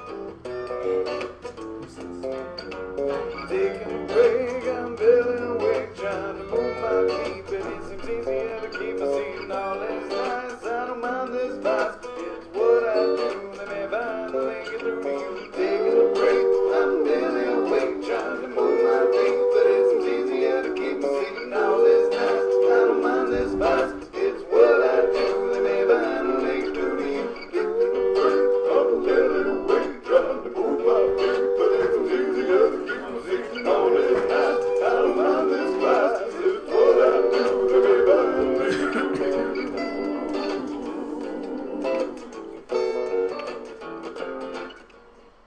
And we're back. We are back. Yeah. It's 9:11 a.m. Eastern Standard Time in Macon, Georgia. You're watching the Morning Roast live at the Nut House and adjacent downtown Macon, Georgia. With here, yours truly, DB, Derek Barrett, Irvin J. Martinez, Ed Einbinder behind the Nerve Center, Anthony Harris, and also our special guest, Vinny Bucci from the regular guys from 100 Power 100.5 FM. Yes. Yes. And DSS TV, man, be careful. That's correct. Numbers, right? Yes. It's, Okay. Well, it's just instead of power, it's rock. But Oh, that's rock. fine. Rock 100.5. Rock 100.5. Power is a. Derek Shapiro, be careful. Be careful now with our little sister there, Fisher Gamble girl. She's got a husband. Yes. We noticed we got like matchmaking going on here. Derek's trying to get a date. He's always trying to hit Derek's on trying to get a date with. I think he was trying to hit on Eve too. Was he? Yeah. Derek, I think. How long have you known Derek? 2 years. 2 years. How did you meet Derek? Derek, this is your life. I've Real known quick. him 3 years. You know him. How did you meet Derek? I met him 2 Through the years show? ago. Yeah, I was doing a. I had my own comedy show that I used to do 2 years ago. I was at this bar in Duluth. Right. It used to be called Bogies. It goes under a different name now because the old Bogies went out of business. But it was called Booch Fest, and I had my own comedy show there. And I booked some of the top acts in Atlanta. I had them coming out, and Derek Shapiro used to come by there a lot, and he would use his DSS TV station. He had a mobile webcam, and he would broadcast stuff for a show. Right. So Derek actually, when he saw me there, and I was setting up my sound equipment and everything, getting ready for the show, and he said, "Hey, do you mind if I broadcast this on DSS TV? I can help you reach out to a huge fan base." I said, "Okay, sure, it sounds great." Right. So we're doing the show. Show goes well, and Derek said, "Man, you're really funny. I want you to come be on my show. I'm doing a bunch of show. He's doing a bunch of benefit concerts." And he asked me to be a part of them, and he said he'd give me a lot of stage time, which at the time I really needed. So even though I didn't get paid for any of these benefit shows, the stage time helped out a lot. Yeah. So and I got to reach out to like fan base, and I got to meet other entertainers and make connections. So and then he moved to Boston, and I didn't see him for a while, and then he recently came back when he recently came back to Atlanta. We were able to. So what's your basic goal? What's your goal for you? Do you basically want to have a great career in radio as your own radio host? Oh, I met him. Or do you? I'll get there in a minute. Or do you want to more so go the comedy route, doing stand-up comedy, or are you even trying to get into film, acting? I mean, what is your final goal, or all of it? I would say all of it. I'm open to anything in the entertainment world that's willing to go my way. Mostly my goal has been stand-up. That's been the primary one. Right. Was to make it in stand-up, at least be able to do it full time and tour around. Right. But if I was given an opportunity to be in a film, I would take it, or TV. I would absolutely take it. I would love to act in TV and films. If given the opportunity. And to be honest, before I joined the regular guys, I had a podcast show, but I never thought about doing radio. But now that I've been working with the regular guys for 2.5 years, if I had an opportunity to have my own radio show, I'd take it. Right. I would love it. It'd be cool. I can see you and Jonah Hill playing like brothers or something in some type of movie. Yeah. Yeah. I used to always be able. One thing I've always told people when they ask me about when I get asked questions like that is that if I could do the regular guy show in the morning and I could do stand up at night, get paid for both, and have enough to pay my bills, that would be the life for me. Right. Oh, yeah. That would be the good life. If I can make enough money doing both radio and comedy just to pay my bills, I don't need $20 million. I'd like $20 million, but I don't necessarily need $20 million in a big ass mansion. If I can just pay my bills doing what I love, that'd be great. You ready to face the firing line? You want to do a little bit of your comedy routine? Or is that on the spot? A little bit of my comedy routine. Do you want to do your routine? It's up to you. If you want to, we'll let the chatters and us decide. If you want to do any, if not, that's fine too. Put you in the limelight, man. All right, I think I'm gonna love this segment. I want to see if he's want to do. You got a comedy routine? I do. I just mostly talk about. You stand up or you sit down? Yeah, why don't you put him on, and I'm serious, on stage, and give him a whole comedy routine. Let's give him his routine if he wants to. While we watch. No, I'm serious. Being taped. We'll be your audience. You can do it right there. You want to? Let's do your routine. Yeah, let's go. Here we go. Okay. All right, guys, Here we go. Vinny Bucci. We got the Vinny Bucci show. This is like the X Factor. We're the three judges. Simon Cowell, Randy Jackson, and Paul Abdul. No. Simon Cowell. Oh Lord. Okay, now. Here we go. Guys, we're Vinny having a Bucci, comedy show right now. Aspiring comedian. Inspiring regular comedian, guys. Mr. Booch. Done some other work. Here you go. It is your turn now. Remember, guys, honest opinion on this show. It doesn't mean we hate the guy. We just give your creative criticism. Looking good, Vinny. Looking good. He's gonna come up high here in a minute. You got his head cut off. Yeah, you got your head cut off. Hold on. Come on, Ed. I got it. You can't spell head without ed. Come on, Exactly. Man, that's a good one. You still cut off. Stealing that. There we go. Vinny Bucci. All right, Vinny, just here whatever. we go. Give us like a 4 minute, delay. 5 minute or Okay. something. Well, I'm excited to tell you guys about some changes I made in my life recently. I'll start by pointing out the first mistake. I grew out a mustache. It's weird, because ever since I grew out the mustache, everybody keeps telling me I look like the dude from Breaking Bad. So in my case, it's more like Breaking Worse. And I admit, it's weird, because when there was a time when you used to wear a mustache, everybody thinks you look cool. Now when you wear a mustache, everybody thinks you look like a pedophile. Which I was in complete denial about until earlier this morning. I looked in the mirror and offered myself a piece of candy. And then to make matters worse, I shaved my head. And I've been bald now for about a couple of months. After being bald for a couple of months, I am able to admit, on the morning roast, this is the dumbest thing I ever did in my life. Because my friends were the ones who convinced me to do this, and they did it by filling my head with lies, like all friends do. They said, yo, Vinny, you gotta shave your head, man. You gotta do it. You'll look cool. You'll look badass. Women will think you're sexy. Yeah, I ended up looking like Uncle Fester from the Addams Family. Now every girl I talk to wants me to shove a light bulb in my mouth. That's a great way to break the ice on a first date. There you go. Yeah. Although I am back in the dating scene, my girlfriend and I, we actually broke up not so long ago. It was kind of a mutual breakup, though. We both kind of decided it was time to call it quits. She had to leave because she had a lot of personal issues she had to deal with, and I had to leave because I came to the realization that I just don't want to date psycho bitches anymore. Yeah. I kind of made that my New Year's resolution for 2013. I want to avoid the mentally unstable whenever possible because my ex was crazy. In fact, she had this one weird phase. She would sing Disney songs after sex. And it was weird because out of all the Disney songs you could possibly think of to sing, the first one that popped into her head was Someday My Prince Will Come. Personally, I'm just glad she didn't sing It Was a Small World After All. That would have sucked. That would not have made a man out of me, gentlemen. I'll tell you that. That's a good one. Yes, that was that. Yeah. All right. That was Is that it? Wow. Do you want me to keep going or is that it? Hey, you're good. All right, criticism, man. Thanks a lot, guys. Criticism. So, you want to go first? You want me to go first? I think he had some good ones in there. I like the Disney joke. I thought that was good.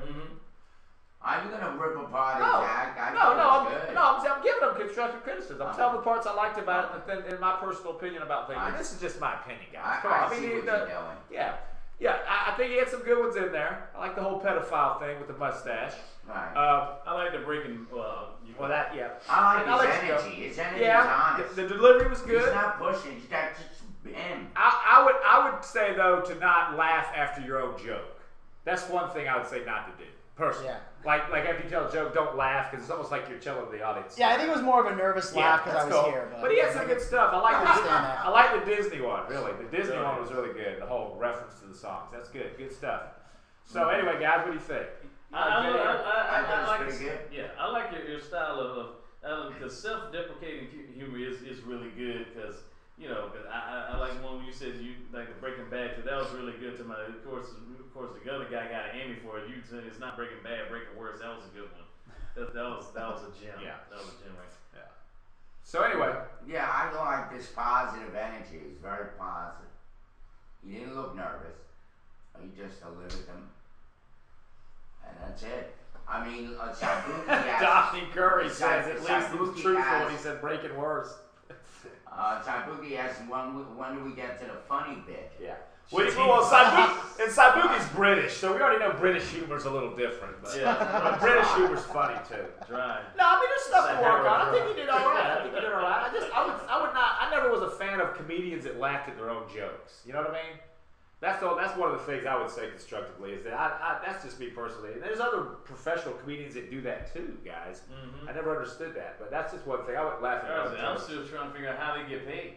Yeah, I mean, that's true. That's true. So it's 9:20. I want to do this, guys, real quick. This is a quick switch, but we were supposed to do this earlier because this is an important matter, and this stuff should be out regularly. They're still missing this Hawkinsville girl from Hawkinsville, Georgia, Madison Connor, 15 years old, 5'10", 135 pounds, braces, hazel brown eyes, dark auburn hair, has a spiral gauge in her ear.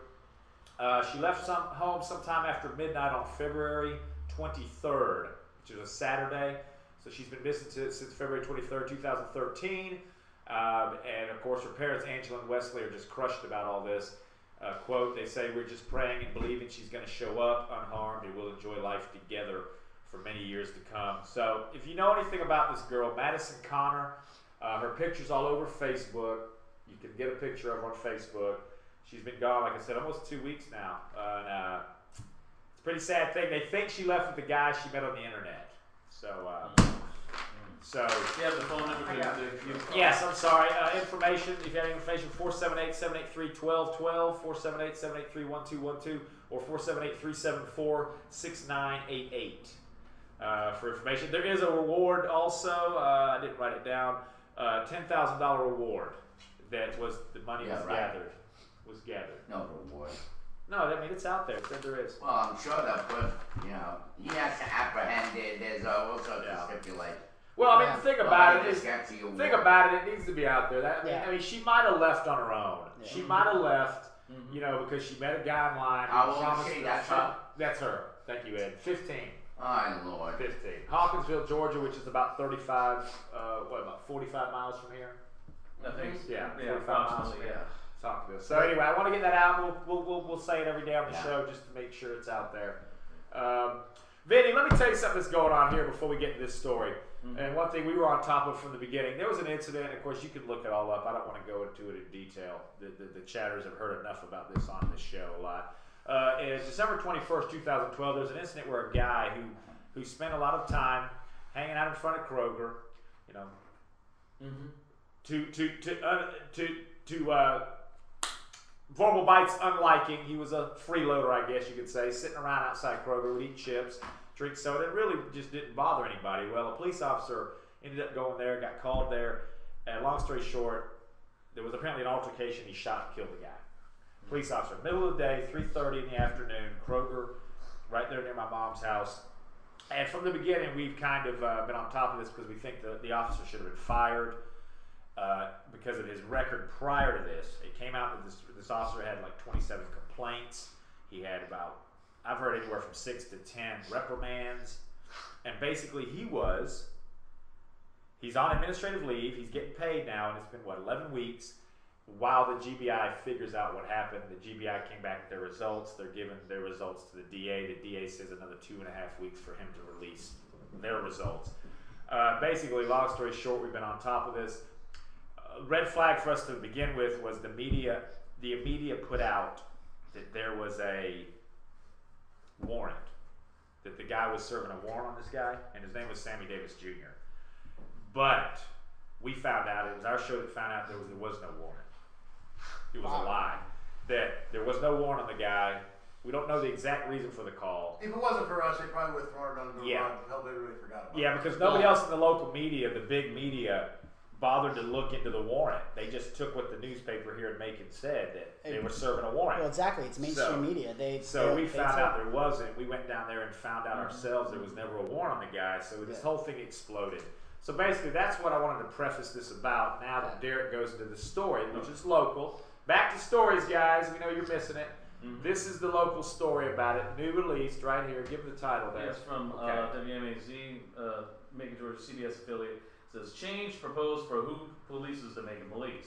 It says, spurred by the deadly police shooting of a man outside a supermarket, some Macon council members want to take internal affair investigations out of the hands of the police department. They want the Internal Affairs Division to report to the city's chief administrative officer instead of the police chief. City Councilman Virgil Watkins says he's supporting the proposal with hopes that it will bring greater accountability to avoid situations where we have officers missing court, being outright abusive with the system 15 to 20 times without any progressive discipline, unquote. Watkins says that the catalyst for the proposal is the fatal shooting of Sammy Davis Jr. by Officer Clayton Sutton outside of Kroger on December 21st of last year. 13 WMAZ's Open Records request later revealed that Sutton had been disciplined more than a dozen times. Sutton is now on paid administrative leave, usual practice for an officer involved in a shooting. The district attorney is now deciding whether to seek criminal charges in the case. Watkins says a few private citizens sit on the existing police review board used to determine discipline for police officers, but they don't have the power to vote on decisions. The proposal would change that. Council members Elaine Lucas, James Timley, and Henry Gibson also endorsed the proposal. Gibson is a retired police captain. A council committee is expected to discuss the proposal in the next 2 weeks. If it passes, full council will likely vote on March 19th. Meanwhile, Gibson sparked discussion about tasers for officers on Monday's committee meeting. Earlier this month, Police Chief Mike Burns told City Council he plans to arm an entire force over the next 5 years, starting with 66 sergeants. Gibson proposed legislation changing the priority list for who gets the weapons, saying privates should be first in line. Gibson says he does not know how many privates are on staff, but at nearly $1,600 each, arming all of Macon's over 300 officers would cost just under $500,000. Also, yes. We don't have to go to the further meeting. Oh. So there we go. You know, guys, they're finally doing something. Well, the city council's acting like they're doing something. This is stuff that we've been hollering for, all sorts of, you know, revamping. And let me tell you this too, Vinny. Also, what we find strange about all this now coming out, and we're finding out other things about some of the members of the police department, that at the end of this year, consolidation goes through. This city voted on consolidation last year, which means it's merging with the county, and they're going to disband the police force. It's all going to be under the sheriff department. There will no longer be a police force. Well, we found out, of course, a lot of other stuff has come out lately. We've had 2 officers arrested for stealing a tractor. These are Macon Police Department. We've had 2 officers arrested and resigned or fired for taking a gun from a crime scene, not turning it in, and giving it as gifts to family members. So we've had this thing going on here with this Macon Police Department corruption that we're hollering about constantly. And basically, you know, my thing is that, I'm more to the audience and Vinny, but everybody, my thing is that this has got to happen. I'm glad at least that they brought it up at yesterday's meeting, at the safety committee meeting. And again, tonight's the city council meeting, 6 p.m. We're going to be there, still doing our thing, finding justice for Sammy Junebug Davis Jr. But, you know, maybe it's coming through, you know. Maybe now that these bigger people around here, Virgil Watkins, Elaine Lucas, and are saying something, now they're going to listen to them if they're not going to listen to us, right? Well, they're responsible. Right. You know, of course they're gonna listen to them before they listen to us. Yeah, right. I mean, That's what they voted on that's to what do. for. Yeah. Make the shit. Yeah, but we're the ones that have honestly kept it in the We're forefront. full of shit. We're just citizens here in the city. Right. And what we do is bring up, like we did. Right. I mean, we did civil disobedience. Because what happened was, you didn't even know half this freaking story, kid. It got really, really, really crazy. Yeah. When the cops shot Junebug, we were doing this story, and Ed knew Junebug. And Ed woke me up and said, oh, they killed this guy named Junebug. And I'm just trying to like get coffee. I'm like, I don't give a shit about this story right now, Ed. Let me get some coffee. Well, it winds up that this guy was schizophrenic guy, which later came out. Yeah. But he was well loved by the whole damn community. He wasn't some homeless bum. And what he was known for was potato chips and soda. Everybody knew this guy was always eating potato chips and soda. Wouldn't harm a fly. Okay. In front of Kroger. No police record. No weapons. No nothing. Just a big guy sitting at a Kroger's on a bench eating And potatoes. the management allowed it. The management allowed it. The management was okay with it. Yes. Well, Of course. Phone call. How many years? 15 years. Oh, see, who do you think it is? Donnie Curry. Let's get the phone call. It better not be done. Oh, let's put this back over. Here we go. It can be Donnie Curry. Morning, Rose. Morning, Rose. Go with it. Merry Christmas. Who is it? Put it over there. Who is it? He hung up. You Yeah. know something about that? Anyway, no more. Merry Christmas. Is that something? No more answering phones. Is that something that happens on the regular guy show? No, Somebody say we- Merry Christmas. No, we just usually when we get calls on the regular guy show, it's usually people that are Get rid of the phone. I don't They know. usually they say like like stuff they noticed in the news or stories that random or stuff we've talked about previously in the show that they want to do. I've had people call in and we actually used to have a thing on our show. We don't do it anymore. Yeah, we screen it. We need a screener. Yeah. Anyway, going back to the story. So Anthony is reading the story, or somebody is reading the story. And it says some kind of a warrant. I said, wait a minute, what do you mean some kind of a warrant was served? So then we started talking about it, and then Anthony decided... I didn't know Sammy as well as Ed might have, but I knew him sitting out there for a couple, 3 years because that was my family Kroger. It was right down the street from where my mom lives. I went to school I'm there. trying to get to the part where it snowballs. Yeah. And anyway, so Anthony... But basically, we all thought the warrant was fishy because we never saw the guy get in trouble before. Right. Okay. So then Anthony and I decided to go down to the courthouse. Yeah. But then I got there and I was going to court. Just tell him to hold. We'll get to it. I was going to court for many, many months. So I didn't want to go upstairs. Go upstairs. So Anthony went up. And Anthony comes down, there is no warrant. I'm like, oh shit. Let him finish. So they're coming up with stories now. Hold on a second. Christine Peets. Oh, okay, cool. Who is it? Call her, Christine Peace. Okay. It's one of our chatters. Hold on a second. So basically, I go up there and I go to the warrant's office and I ask the ladies I want to see the warrant they were serving, and they act like they're looking through a book, and the whole time the ladies Facebook look at each other and they're All right, here we go. There we go. Welcome to the Morning Roast, Christine Peace. Go for it. Hey guys, I love your show. I just caught you for the first time yesterday. Thank you. Thank you. I've got a question. It might be a little silly, but as a Canadian, I worry a lot about going to the States and sort of gun culture. For instance, I'm going to Austin at the end of March for a convention, and it happens to be an atheist convention, so I know there's going to be a lot of protesters and such. Do I really have to worry about, possible violence? Well, I don't really want to say you have to worry about possible violence. I guess it would depend on whether or not the audience is wasted or if they don't relate to the material you're telling. It's usually people that are drunk that get crazy at shows. And I'm pretty sure that if you're in a place where guns are legal, I doubt alcohol is going to be in the room. And if it is, it's only going to be a set limit on how much you can drink. Because, at least I believe, I've never been to Austin, Texas, but I don't think you have too much to worry about. I'm pretty sure that if there was going to be, I think it's going to be a controlled setting. So I think you'd be all right as long as are you an install comic? I'm not a comic. No, I'm going down to see different speakers on the topic of atheism. Oh, we thought you said you were a comedian when you first. I heard comedian also.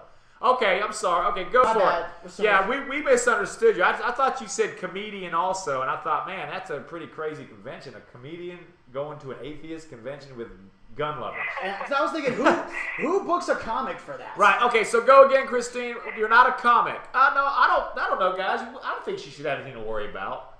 You know, I believe in the whole saying, Christine, about the only thing you have to fear is fear itself. You know, you can't live in fear. I mean, I don't know. What are you doing at that convention, if we may ask? Well, first of all, I'm not a comedian. I'm a Canadian, and the whole gun culture in the States really kind of freaks us out. It does. I'm just an audience member. I'm someone who's going down to watch the different speakers and see what's going on and hopefully party a bit. Right. So you have a problem with the Second Amendment? Oh no, I have no problem with your Second Amendment. I think that I'm actually pro Second Amendment. Right. Just not. She's neutral on the issue, I think because is of what the she's saying. cultural differences, right? Right.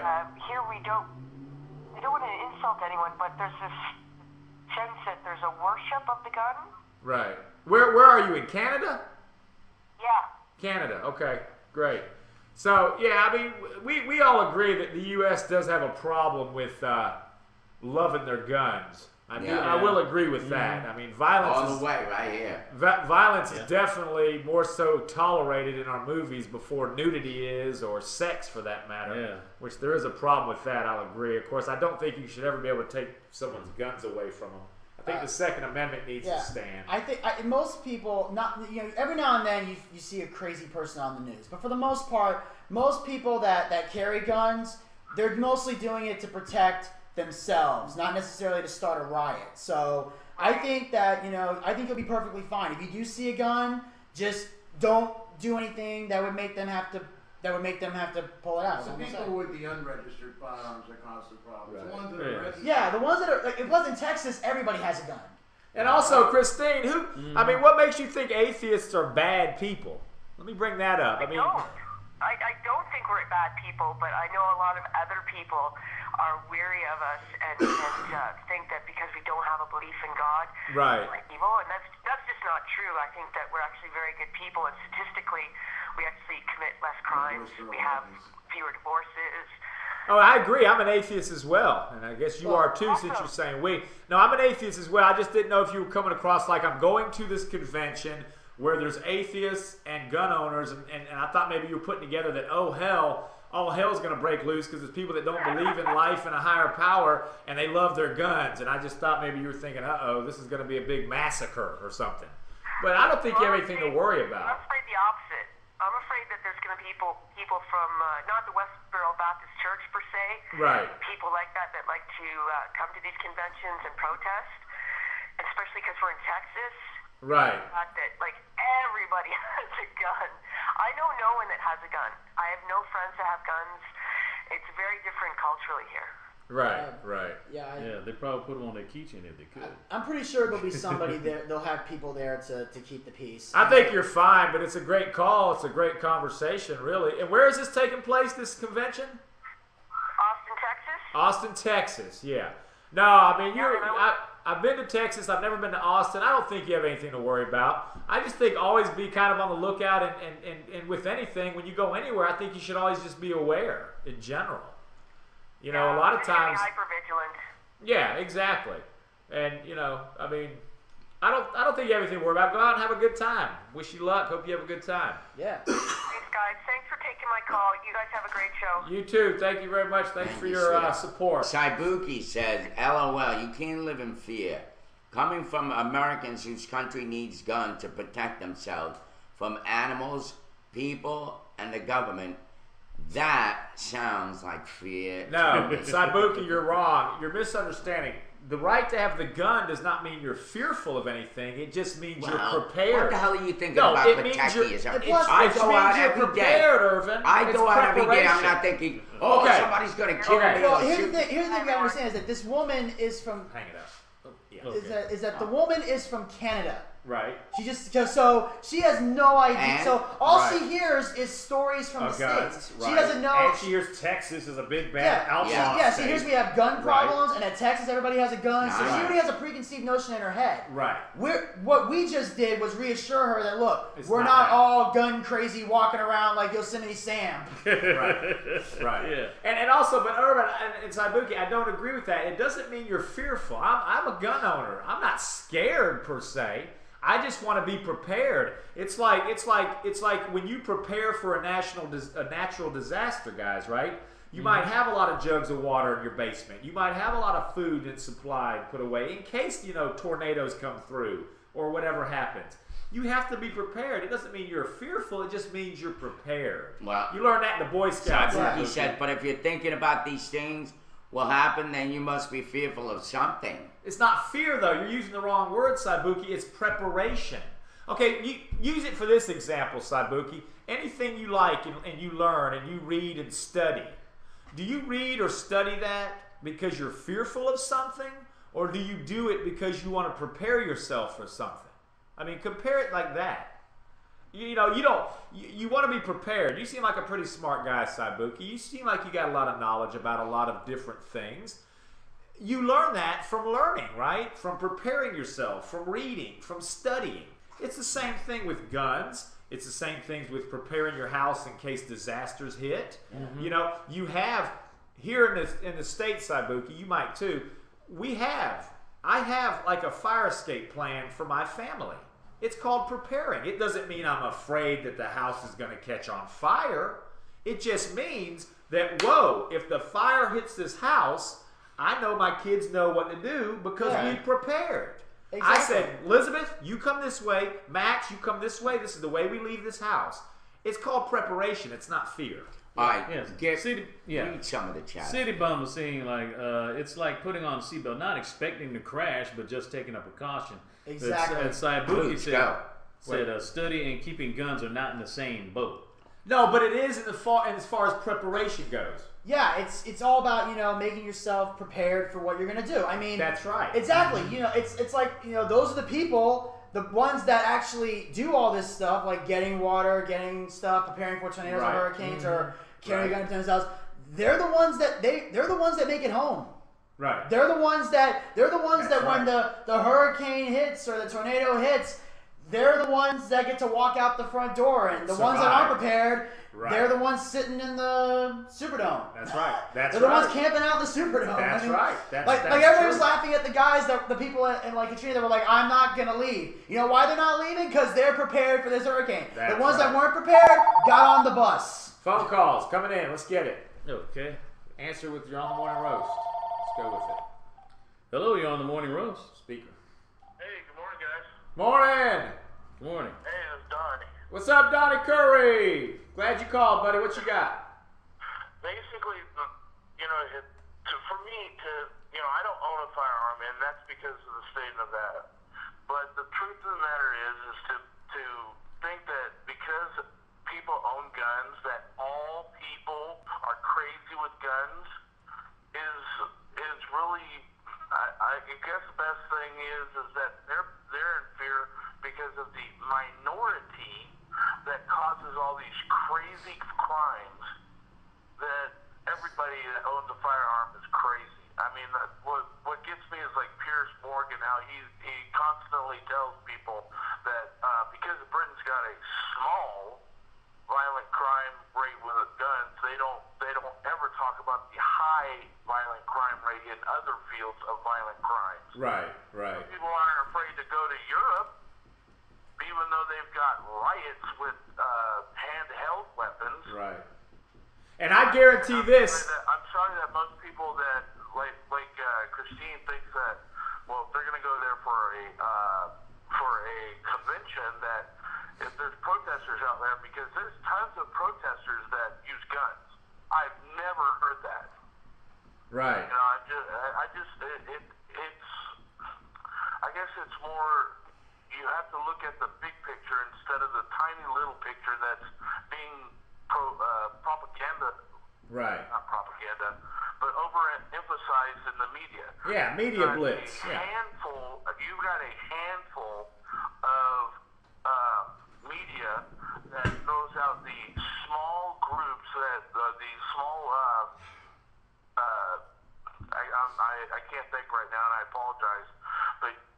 Put on your thinking cap. His joke. He makes hats. Donnie makes hats. That's why I said that. Okay, but Donnie, I know your point. You got a good point.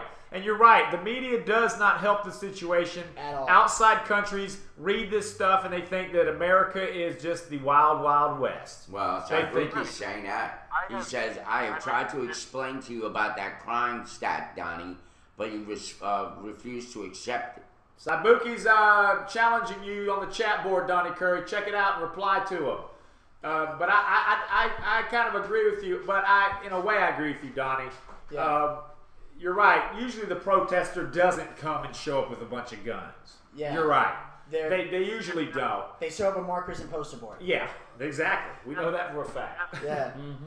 But you know, I mean, Christine's call is a good call. It was a great call. Because it shows you the mentality of somebody living outside this country and what they see about our country, and she is concerned about it. And and that's warranted because our media throws out the little minority of events that happen.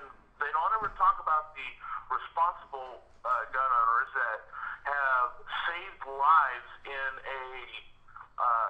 a crime situation where, like, give an example, I forget what state it is, and I apologize, I don't have it right in front of me, but this one guy went into this internet cafe trying to rob the place, and a 63-year-old man saw him doing this, got out of his chair and started shooting at him, shot one of them, and made him go to the hospital. Right, so I mean, but you don't hear that on Fox or CNN or any of the other major news networks. As long as it's not the bad guy getting away with it, they're not going to show it. Exactly. You know what I mean? Right. Because the thing about the mainstream media is that their loyalty is not to us; it's to the government. That's who they work for. You know, that's why a lot of the craziest stories you see don't come from the mainstream media. They come from outside of it. Mm-hmm. Right. That's really what it is. Like, you know, Fox is loyal to the Republicans. CNN is loyal to the Democrats. Yeah. Right. You know, that's why they're going to report what they report what they want us to hear, not what we need to hear. So and you have to dig deep to find that information. Sensationalism. If it doesn't feed on the fear of the American people or the world, they're not going to report it. Exactly. You know what I mean? And to Sabuki, you know, the thing I do have the stats from the FBI statistics, and I have read it, and it does say that Europe, UK specifically, is the highest crime rate for violent crimes, and that's non-gun ownership. That is just physical crimes. We do have a lot of stabbing. On the FBI. Well, yeah, that's because in England their officers don't carry guns. Right. They carry the billy clubs, and that means you have to that means if you want to get somebody miles away, you got to have the ability to throw that son of a bitch. Right. Well, and see also Sabuki, I wonder if your opinion would change if you had a case in England where it started, if it just went rampant with gun violence. I mean, I bet, Sabuki, and I'm not putting words in your mouth, your mentality about this would change if you all of a sudden had a rash of violent deaths and incidences where people with guns were shooting people. I think in a minute, Sabuki, you would think that your people should arm themselves for protection of your family and yourself and your home. I might be wrong, but I think you would feel that I think you way. make a great point. You know, it's you know, if you live in an area that has a lot of crime in it, right, you're more likely to want to arm yourself. And you know, but it's easier to say that you know guns aren't necessary when you live in a neighborhood that doesn't have a whole lot of violence. I mean, case in point, I live in Johns Creek.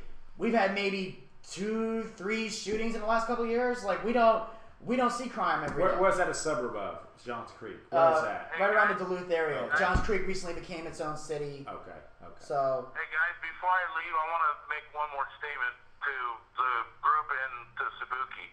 You know I always thought it was just a bunch of defense when I heard the statistics that in states that have gun controls, there are higher crime rates, and in the states that don't have gun control have lower crime rates. I thought that that was just someone, a straw man or whatever you want to call it, just a defense.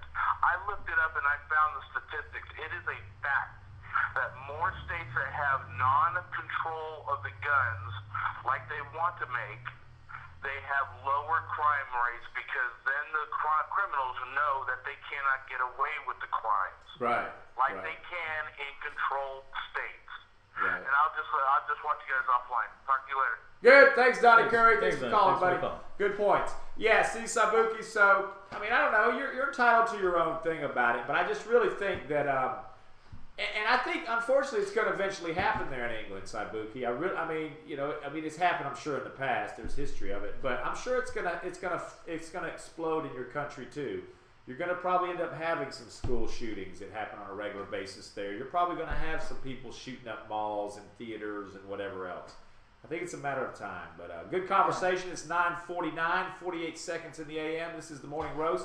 Blog TV, Derek Barrett, Urban Martinez, Anthony Harris, Macon Scarioki, Ed Einbinder, our guest, Vinny Bucci, right here hanging out with us. This is the Tuesday edition of the Morning Roast for March 5th, 2013. It's 9:50 a.m. It's 51 degrees outside in Macon, Georgia, with a high of 70 and a low of 36. It's going to be a beautiful 70, like he said today. Wow. This week's going to be looking good.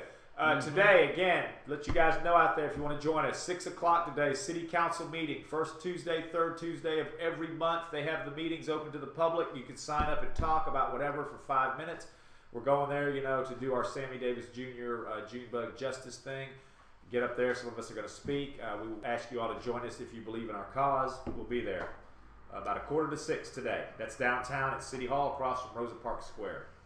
So, anything else on the chat board, or we got another story to go to? No, we ain't got a story. I want to make a comment about this whole gun shit that you guys have been yapping away for. Go ahead. I don't know how long already. I've been very quiet. You have. So let's get in the wrath of Irvin now. So, well, I'm with Sabuki. We know that. I'm with Sabuki. Yeah. And the reason is because, look, the whole idea of like hunting, a lot of these people that own guns are hunters. My brother's a hunter. Yes. Okay? My brother likes to gamble. I don't like to gamble, right? Because there are two, and the reason why I bring both of those up is because the irony of it. Like, who likes to sit there and throw a bunch of coins in a machine, like in the hope that you're going to make some money? Yeah. Who likes to sit there in a poker game playing where the odds are you're not going to win? To me, it's insanity. It's like taking your money, wiping your ass with it, and throwing it in a corner. It makes no sense to me. It's the same thing with guns and hunting. Who likes to go around shooting animals? To me, is insane. And so they say, well, I'm a deer hunter. My brother's a deer hunter. What's he got now? A couple of deer heads sticking in his house. Do you eat steak? Huh? Do you eat steak? Wait a minute. You're I'm not talking about eating steak. I don't eat deer. Double standard. Okay, I'm not talking about steak. And by the way, you had just mentioned to me earlier that they got a certain process that they kill the cows with some poker, right? Oh, yeah. Okay, they don't go shoot them in cold-blooded murder. Well, but it's still pretty violent. Well, the thing is that, and I get where you were going with. We gotta survive, man. Well, the thing is this: is that most of the 99% of the time when someone kills a cow, and I say 99 because I want to give the 1% as the benefit of the doubt. 99% of the time is because when you're killing a cow, it's to make steak and hamburgers. There are some people that kill a deer and then cook it and eat it. But there are some people that will kill a deer just to chop its head off and hang it on the wall. That's for a trophy. Point. Well, I guess that's a person I'm addressing. No, I got a friend that does that. But he takes the head as a trophy. He gives the rest of it away to one of those processing places. I mean, and then he's an exception to the rule. There's all exceptions to a rule, but not everybody does that. Right, but he's right. See, there are the people that are just the bully mentality, the mean mentality that I just can go out and shoot something alive and get away with it because it's not human. You just don't see I know what he's with, saying. With cow heads and stuff. Right. When they But I agree with the eating too. I agree with using it for survival. I think to feed your family. I mean, of course. That's the change. But that's not I'm talking about. I'm talking about. You're talking about the reckless. Yeah. The reckless hunter. Yes. Who goes around like they shoot a deer and leave the body there. They reckless hunter like Dick Cheney. Yeah. Go. Exactly. See, I can badmouth Republicans too. You do a good job. Take a picture, but not as good as me. I don't know what was more messed up: the fact that he shot the guy in the face, or the fact that the guy apologized to him. I don't know either. You shoot me in the face, I'm not apologizing to you. If I'm still sorry. alive, I'm kicking your ass. Yeah, I think it had to do with his position as vice president is why he got the apology. Go, Irvin, back to the You should have aimed this way, sir. Right, Smeriglios. But Irvin, let me interject since you stopped for a minute. My thing with the gambling, I take offense to that because I'm a poker player. I love poker. And I don't think poker is a game All right, of the I'll mind, give you that. Okay? And there is always a winner. It's not like everybody is Not blowing their always a money. winner. Yes, there is. There has always got to be a winner. Yeah, there's always got to be a winner. No, I've done it myself. I go to these local bars that give cash out, and I have left with money, profit, with $150 more than I put in. Well, there is a winner. Plus, there is a winner. In a game of poker, he's true. Like there are some aspects of a casino where, like slot machines and stuff, where the house is taking money and there is no winner. But at a poker game, if you're playing with 6 people, one of those 6 people is walking away with money. Or two might. If they split the pie. Yeah, that's right. Yeah, but the house doesn't take that money. They might take a cut of it. That's right. I don't know. And I'm not talking about casino poker. I don't know. I've never actually played casino poker. I play poker with like my friends. I played Texas Hold'em where we'll be like, hey, here's $50, buy in, and we play with the chips, and then we have we would play with fake chips. But we would have all the cash in the corner, and the guy. And basically, that's how we do it. Whoever walks away with all the chips at the end gets all the cash. So there is a winner. We played that. That's at least how my friends play. Yeah, so. that's the way I play too. Well, I never understood gambling. I always thought it was silly, and the same thing with like owning a gun. Yeah. Because I always thought it was silly. I agree with you. Yeah. And thank God that I don't like them, because believe me, there's been opportunities that I wanted to shoot somebody just out of that bitter anger. Yeah. I would have shot somebody if I ever owned a gun. I'm serious. Not so much now, but at one time in my life, I would have shot that son of a bitch to hell. Look, I agree some people shouldn't have guns, but you shouldn't take the right away from the rest of us that are responsible gun owners. Go ahead, answer that. Okay. Let's go. Morning, Rose. Put on speaker. Somebody answer the phone. Hello, Morning Rose speaker. This is the Three Bears. What's Hey, up, Three Bears? Bears. Hey, Bears. Thanks for calling. This is a good show. Great show today. Go with it. What you got? Irvin, I would like to say that I agree with you. Yeah, baby. One for Irv. We already know all the women love we Irvin love you. anyway. We love you. Irvin, of all of us on there, Irvin gets all the girls. There's something Isn't that wrong cool? with that. Yeah. Because you're married and you're an ugly bastard. That's right. Go. What you got? Go, girl. Irvin, we just had Irvin. Yes. Go ahead, baby. I'd just like to say that we had a new casino open up like less than 5 miles away from here, and everybody is like just flocking to this place like it's God's green earth. And they're all like, "Have you gone to the casino? Have you checked out our new casino?" And I'm like, "No, because I'm not going to, because it's just like you're wiping your ass with your money you're throwing away." So I agree with you. Good picture, Ed. Well, I have gone to casinos. I was actually sent on a trip when I was working in the hotels to Las Vegas with my ex-wife, and I stayed at the Riviera, and we were given the whole royal treatment, Madame Tussauds Museum. We were given like the royal treatment while we were there, and so then it came time for us to go gambling. My wife said, "Oh, let's go to machines and all that." So we go to the machines, and I got a gigantic bucket full of quarters.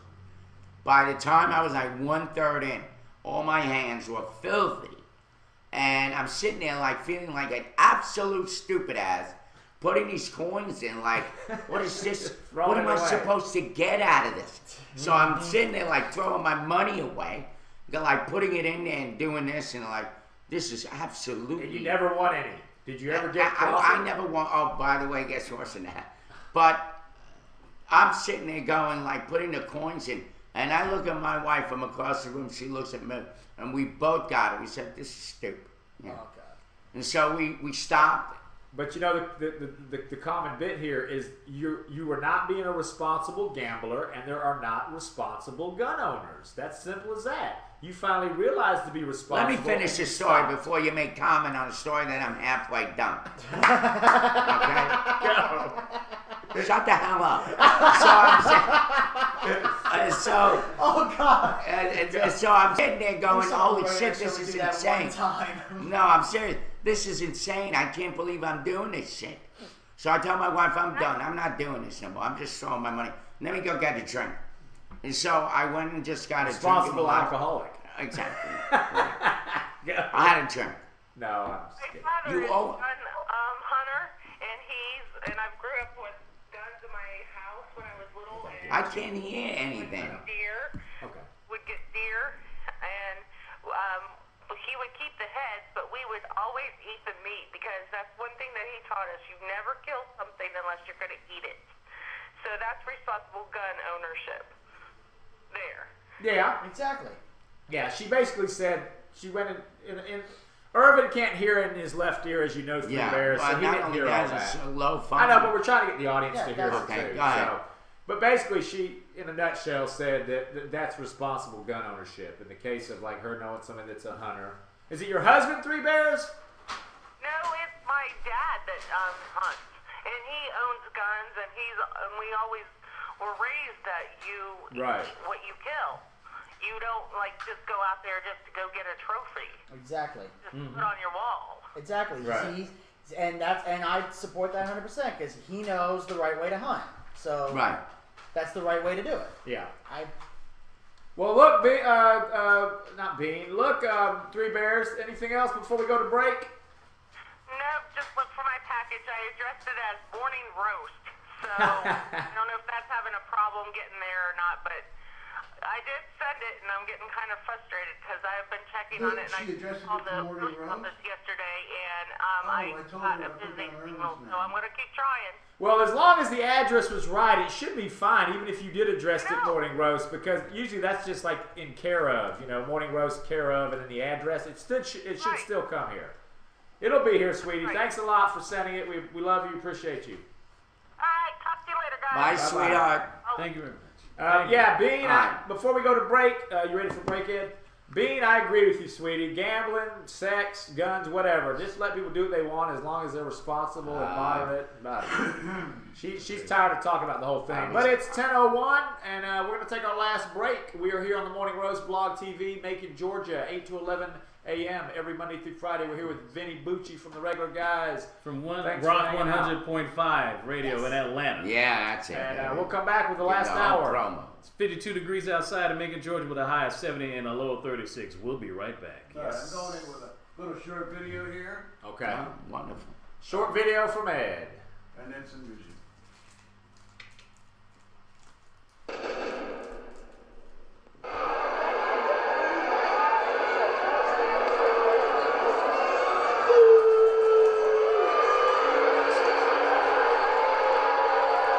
Justin Bieber gets booed.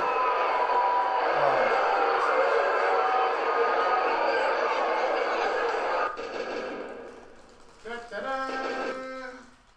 Okay. And this is for Vinny.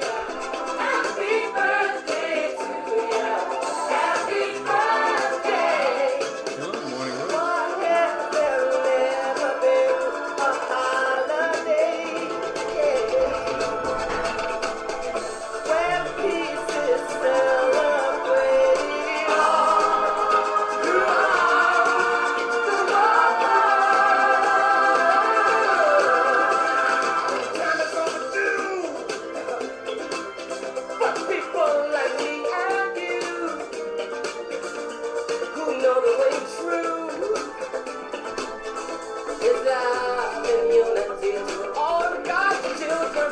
To be a great fit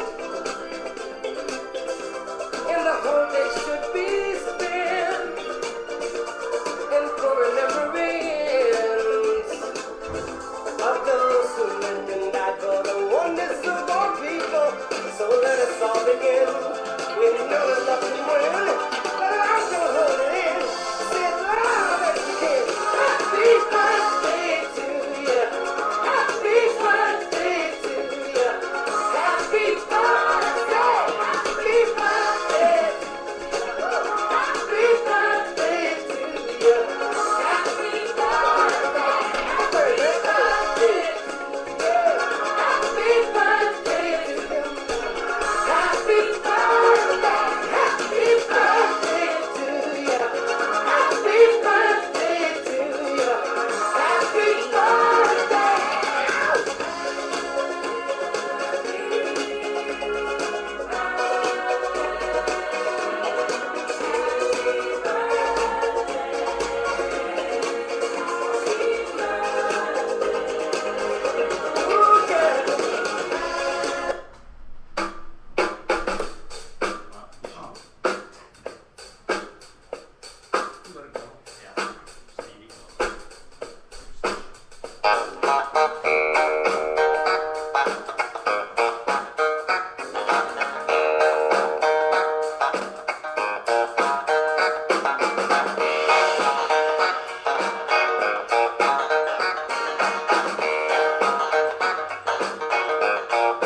Very superstitious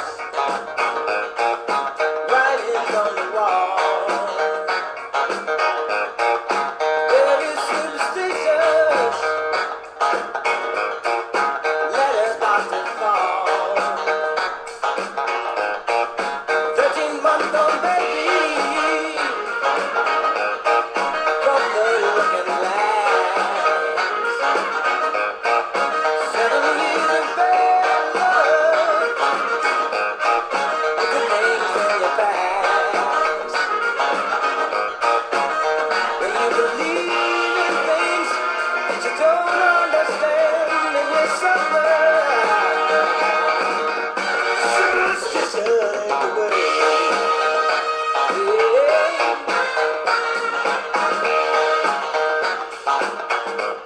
Ooh, very superstitious. Wash your face and hands. Let me go the problem. Do all that you can. Keep me easy. Keep me going strong. You don't want much saving. Sad is the song. When you believe in things you don't understand, and you suffer. Superstition is the way.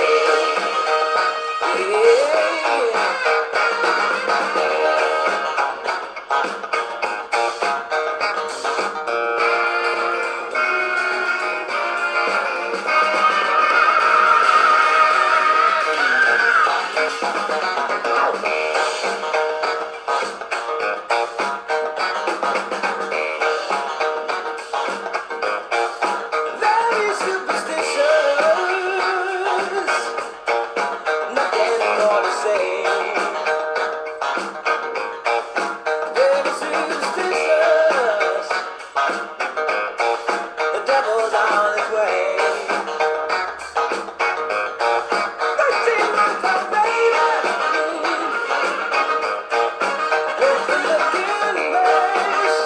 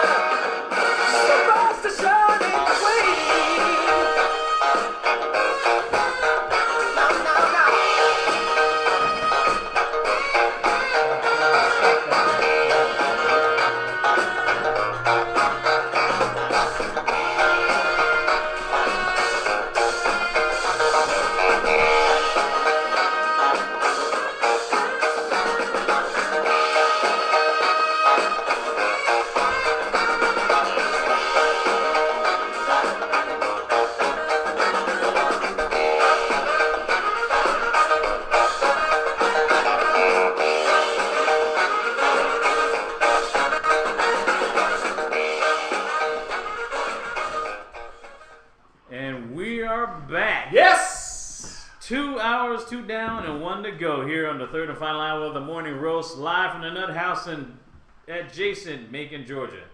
We here it's 10:11 a.m. Adjacent downtown, Macon, Georgia. Adjacent downtown, Macon, Georgia. It's not necessarily adjacent Macon, Georgia, where you are. Yeah. But it's adjacent to downtown. Yeah, what he said. Yes. It's going on 10:12 a.m. Eastern Standard Time in Macon, Georgia. It's 52 degrees outside.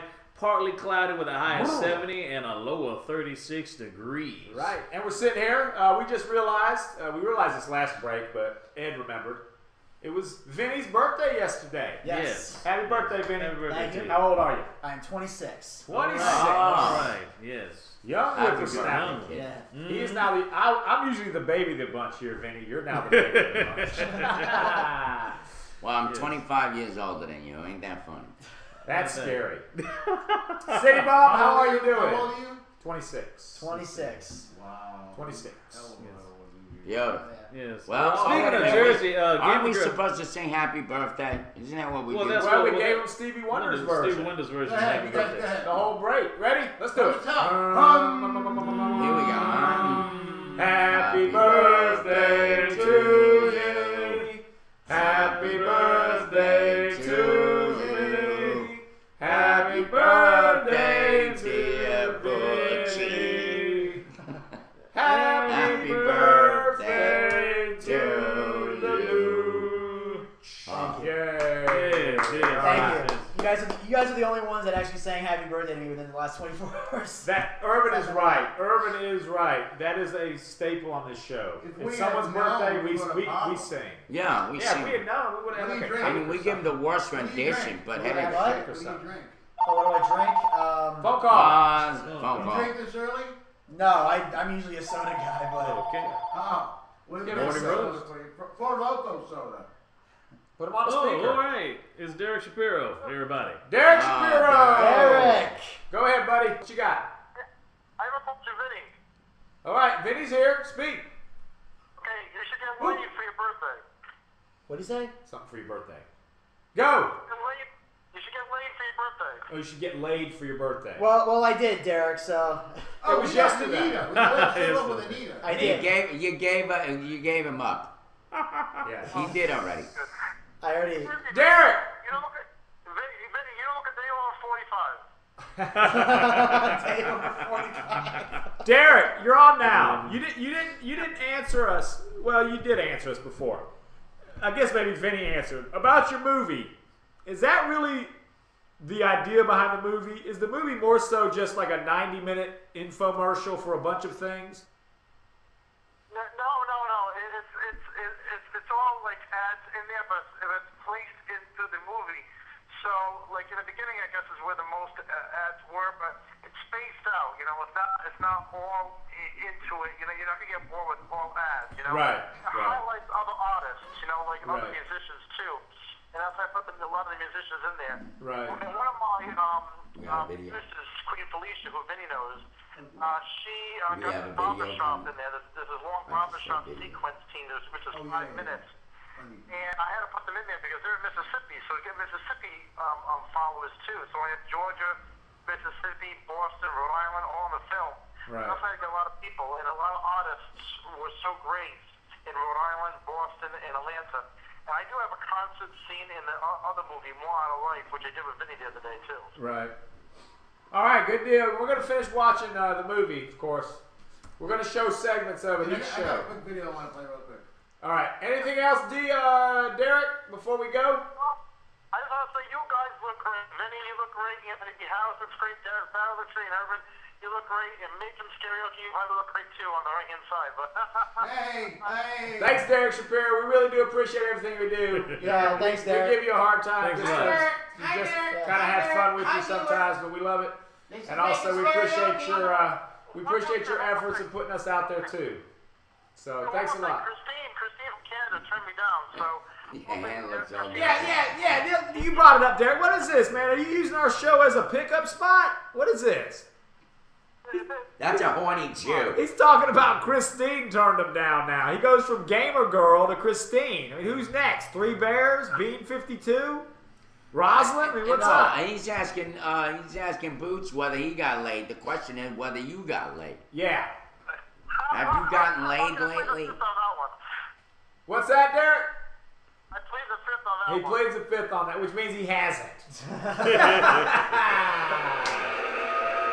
Thanks, Derek Shapiro. Call back, brother.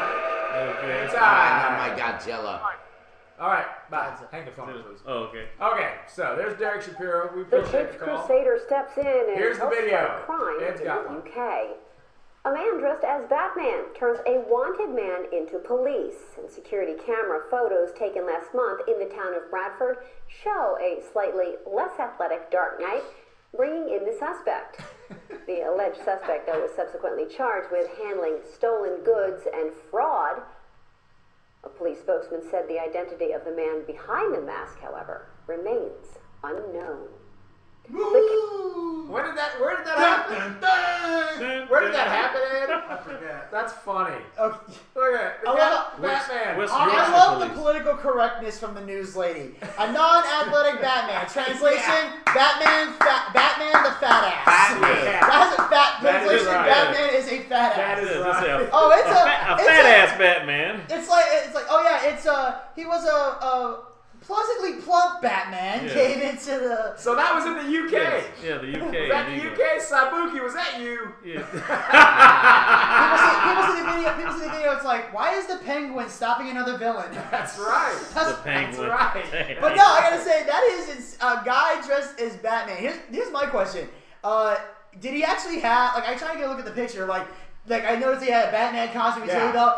I just want to know, was that an actual real belt, or was that the one that's like sewn into the costume? I couldn't tell either. No, no, Because I was trying to figure out how you catch somebody without the gadgets that So, Batman has. but the guy's just standing there. What the hell was he doing? He had already caught the guy, I guess. I think there was a picture of him already catching the guy. Sid. There was a Batman guy he wearing was Kevlar. talking to next to Yeah, him. next to him. Well, He was wearing he the didn't old look like he Adam was trying to West. stop him. He just, Sabuki like, says it both was sewn standing in. there. Yeah. It was sewn in. Well, thank you, Sabuki. Sabuki says, no, I would have dressed as the Flash. Sabuki, keep your trench coat closed. Okay? Nobody wants to see that crap. Actually, That's intimidation with a deadly weapon. I think that would actually stop a robber because like if you flag him for a brief because that 3 seconds where he'd be like, is he naked? And then as soon as he and then you hit him and take the stuff back. Wrestling move. New Hawkeye, New Jersey. Anyway, yeah, thanks for that, Ed. So Sabuki sent you that? It was No, Hawkeye. he said Hawkeye. Hawkeye said Hawkeye. that. Thank you, Hawkeye, for the video. And that's great for a segue. We don't script this stuff, but that's great for a segue because I heard this, guys, and this back in the movies here. We did this movie talk earlier. I heard, you remember how Christian Bale said he was not going to do any more Batman, right? Right. After the last one. Well, now the rumor mill is online that he is going to do another one, possibly. Yeah. And he said if the script is right, but it's not going to be a Batman movie. It's supposed to be the Justice League of America. Have you heard about this guy? No, this is the first time hearing of it. I saw it online. You know what? I think that I think the Justice League. I think if it is a Justice League, I'd like to see Christian Bale do it. Like when the Avengers, Robert Downey Jr. came back as the Iron Man. They were on my back. So, bottom line is that would be this. I mean, maybe I don't know how Christian Bale would feel about it, but I think from a director or casting standpoint, that is the smartest move they can make because you know if you put somebody else in that Batman costume, even though it's the Justice League, people that are obsessed with superhero films always are going to compare the one guy to the guy that did it. So if you can't find somebody that can do a better Batman than Christian Bale, Justice League's not going to do well. Yeah. Bottom line, like when they rebooted Spider-Man and like the guy that plays Spider-Man, Andrew Garfield. it's like he wasn't. Tobey Maguire was a much better Batman. You had Spider-Man. Spider-Man. Yeah. And like I'll give you another example. I just found out recently they're rebooting the Ninja Turtles. They got Megan Fox playing April O'Neil. I can't take this seriously. Right. I know. Well, she was never really an actress anyway. Yeah. She was basically an extra that got lucky. Is what she was. She a hot chick that can able to read. Yeah. Well, the Justice League movie. This is what else I heard about it. Is apparently Bale said that he never said he would not do Batman again. Now he's going back. He's kind of retracting. He's saying he would do it if the script was good and if the script was right. Word is that also Christopher Nolan from the Batman franchise, the new one, is supposed to be directing this Justice League movie, or he's lined up to be one of the director choices. and says that basically he asked Christian Bale to come back as Batman. So we'll see if that happens. Sabuki says that movie's been in production for a while. He thought, they've been throwing it around. Sabuki. Well, Christopher Nolan, if he is going to do the Justice League, I think he's the perfect guy to do it because one thing about Christopher Nolan is that a lot of times he'll cast people for roles that in your mind when you first hear it you're like, are you fucking kidding me? But I think the gift that Christopher Nolan has is he has the ability to help an actor or an actress tap into a level of creativity they otherwise would not know. And I give the best example is when Heath Ledger played the Joker. Right. When I first heard, before the movie came out. I was the same way. I know what Heath Ledger played the Joker. I'm like, really? Laughed it off. An Australian accent, the guy from Brokeback Mountain and 10 Things I Hate About You is going to play the Joker. Yeah. And like I said, we compared to people that did before. I'm like, this guy can't top Jack Nicholson. Are you out of your mind? Mm-hmm.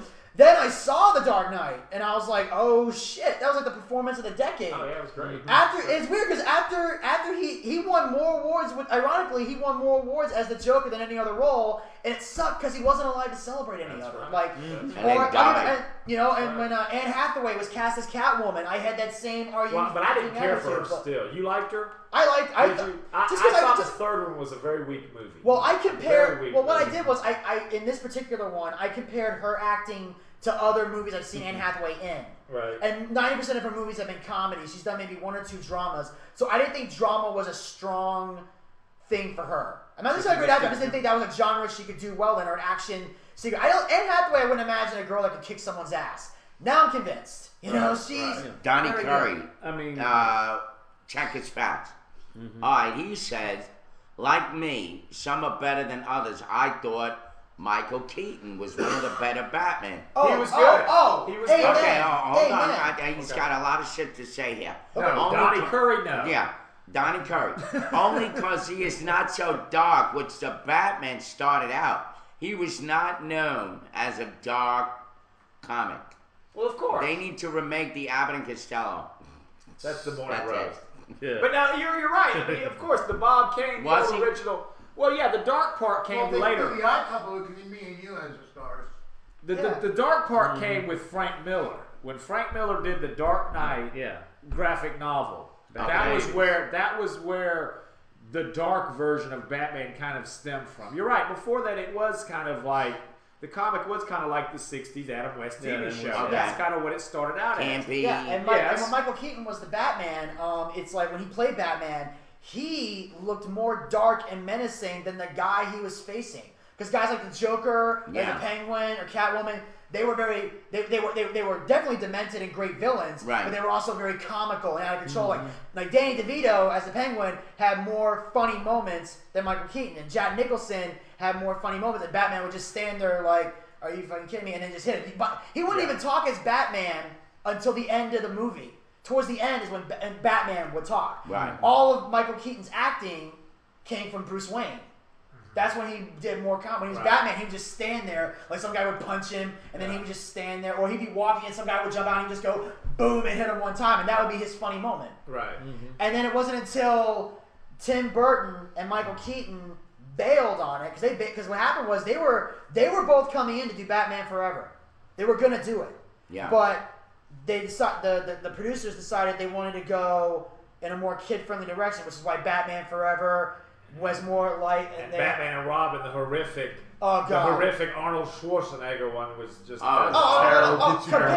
Compared to George Clooney's Batman, Arnold was Oscar-worthy compared to George Clooney's Batman. That was a horrible movie. Oh God, and the third one was even bad with Val Kilmer, but the fourth one was really bad. They didn't want Tim Burton to go dark anymore, which is why he and Michael Keaton both looked at each other and said, "We're not doing this movie," and that's why Joel Schumacher took over. Yeah. Well, so you guys were on movies. Uh-huh. I got something to interject that I would like to. I think we need to do a new segment too, kind of like the Cisco Ebert Hour. I'd totally be. Review a movie. I could do that every Monday. What movie? We could. Well, this movie is Red Dawn, the remake. You saw it? Yes. What did you think of it? You know, with the Wolverine. Yes, I hadn't seen the remake. I refuse to see it. It's where the Koreans are now the bad guys. But my point is, what I'm getting to is that it was a scenario that made me think, We need to keep the fucking Second Amendment. We need to keep our gun. We need our assault rifles, because if the motherfuckers start dropping hundreds and hundreds of parachutes, and they got assault rifles, we're fucking done. Well, yeah, ain't no 38. So did you like the movie though? Oh, outside of the message, the you liked first it? one was better. Yes, but this one was. We good. grew up with the first one, and you know, fact, first one is the first movie to use PG-13 rating. That's the fact. The first movie, Red Dawn, was the first PG-13 rating movie. But it was a good movie, and it made me think. If you really watch the movie, start thinking about the Second Amendment and what happens if that shit happens. How you gonna defend yourself? See, this is the problem. As you know, we've talked about here. I don't like remakes And in if general. the fucking walkers come. Right. And the zombies. And calls the people in this neighborhood walkers. That's right. AKA crackheads. But basically, I never liked remakes. You ever watch? Rarely like remakes. Do you ever watch it? I did not see it. The closest thing I knew about Red Dawn was that. No, Walkers. Oh, Walkers? No, I never saw Walking Dead. The Walking Dead. No, I'm probably one of the filmed few, up there. Out of all my friends, I'm probably the only one that hasn't watched it. But a lot of hasn't what? Watched The Walking Dead. Although I've had No, I haven't either. I've had friends. I've had comedian friends that were extras, but that's about it. Yeah, I knew one of the guys on there, Irony, the one black guy on the show. Yeah, he plays T-Dog. We're just supposed to get him on the show. They killed him off. They killed him off. Yeah, they killed him off. Yeah, got rid of the black guy. See, but anyway, but he did last in 2 seasons, so that's still a good. In a zombie-related show, that's a huge step. Yeah, it's very huge. And back then, see, I never liked remakes, Vinny. These guys know this. But the reason I had a problem with the Red Dawn remake before it came out, when I read about it and I refused to see it, was they messed up one of the main things in it. And correct me if I'm wrong, Ed, but this movie involves a guy coming back from the Army, right? Or the Marines. He's on leave, right? Isn't he a Marine that's on leave? He came back home. He's on leave. He came back home, and the whole story is that he left his brother with his father. Right. His father was a police officer, and that's part of the background of the story. That already shoots the thing out of the water for me. Because the whole point of the original Red Dawn to me was that the whole idea was this were not military people. No, they were little town folks that had to stand up to the big bad military. Except for that one guy.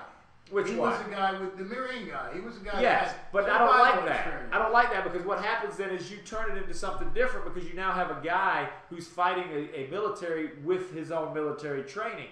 What made the original Red Dawn good to me was the fact that these were kids and younger people that had no training, and they used their wits and the basic primitive way of survival to beat this big army, the Russians, in the old original one. Mm-hmm. That's what was the main point of that movie. And to take that away by putting a remake out with a guy coming home because he's a Marine on leave, you take that all out of the water because he's a fighting machine already. Well, and that's the problem with most remakes is that they take away from the most important aspects of every story. Right. Like I saw a couple years ago when they remade Friday the 13th. I was refused to see it. I saw it and I was disgusted. Yeah. Oh, which version? Yeah, the one that came out like 2010, maybe. There's like how many of those?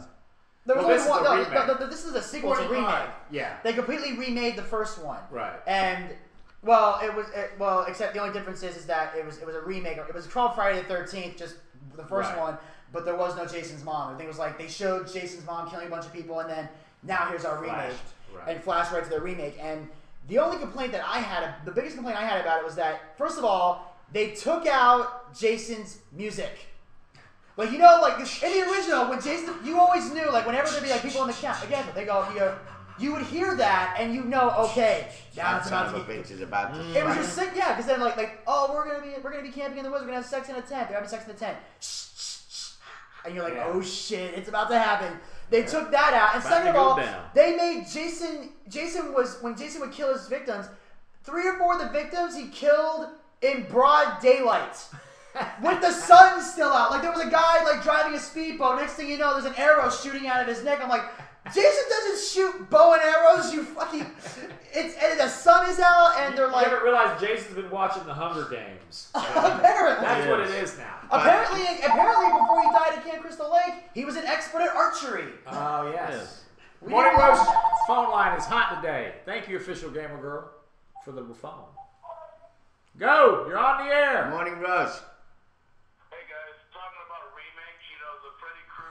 Yes. Oh dear Lord. Nightmare on Elm Street. Those are the ones just thinking about. You were talking about destroy remakes. Yes. You know, I mean, I trivia question about the original Friday the 13th. Did you know that sound effect that you brought up?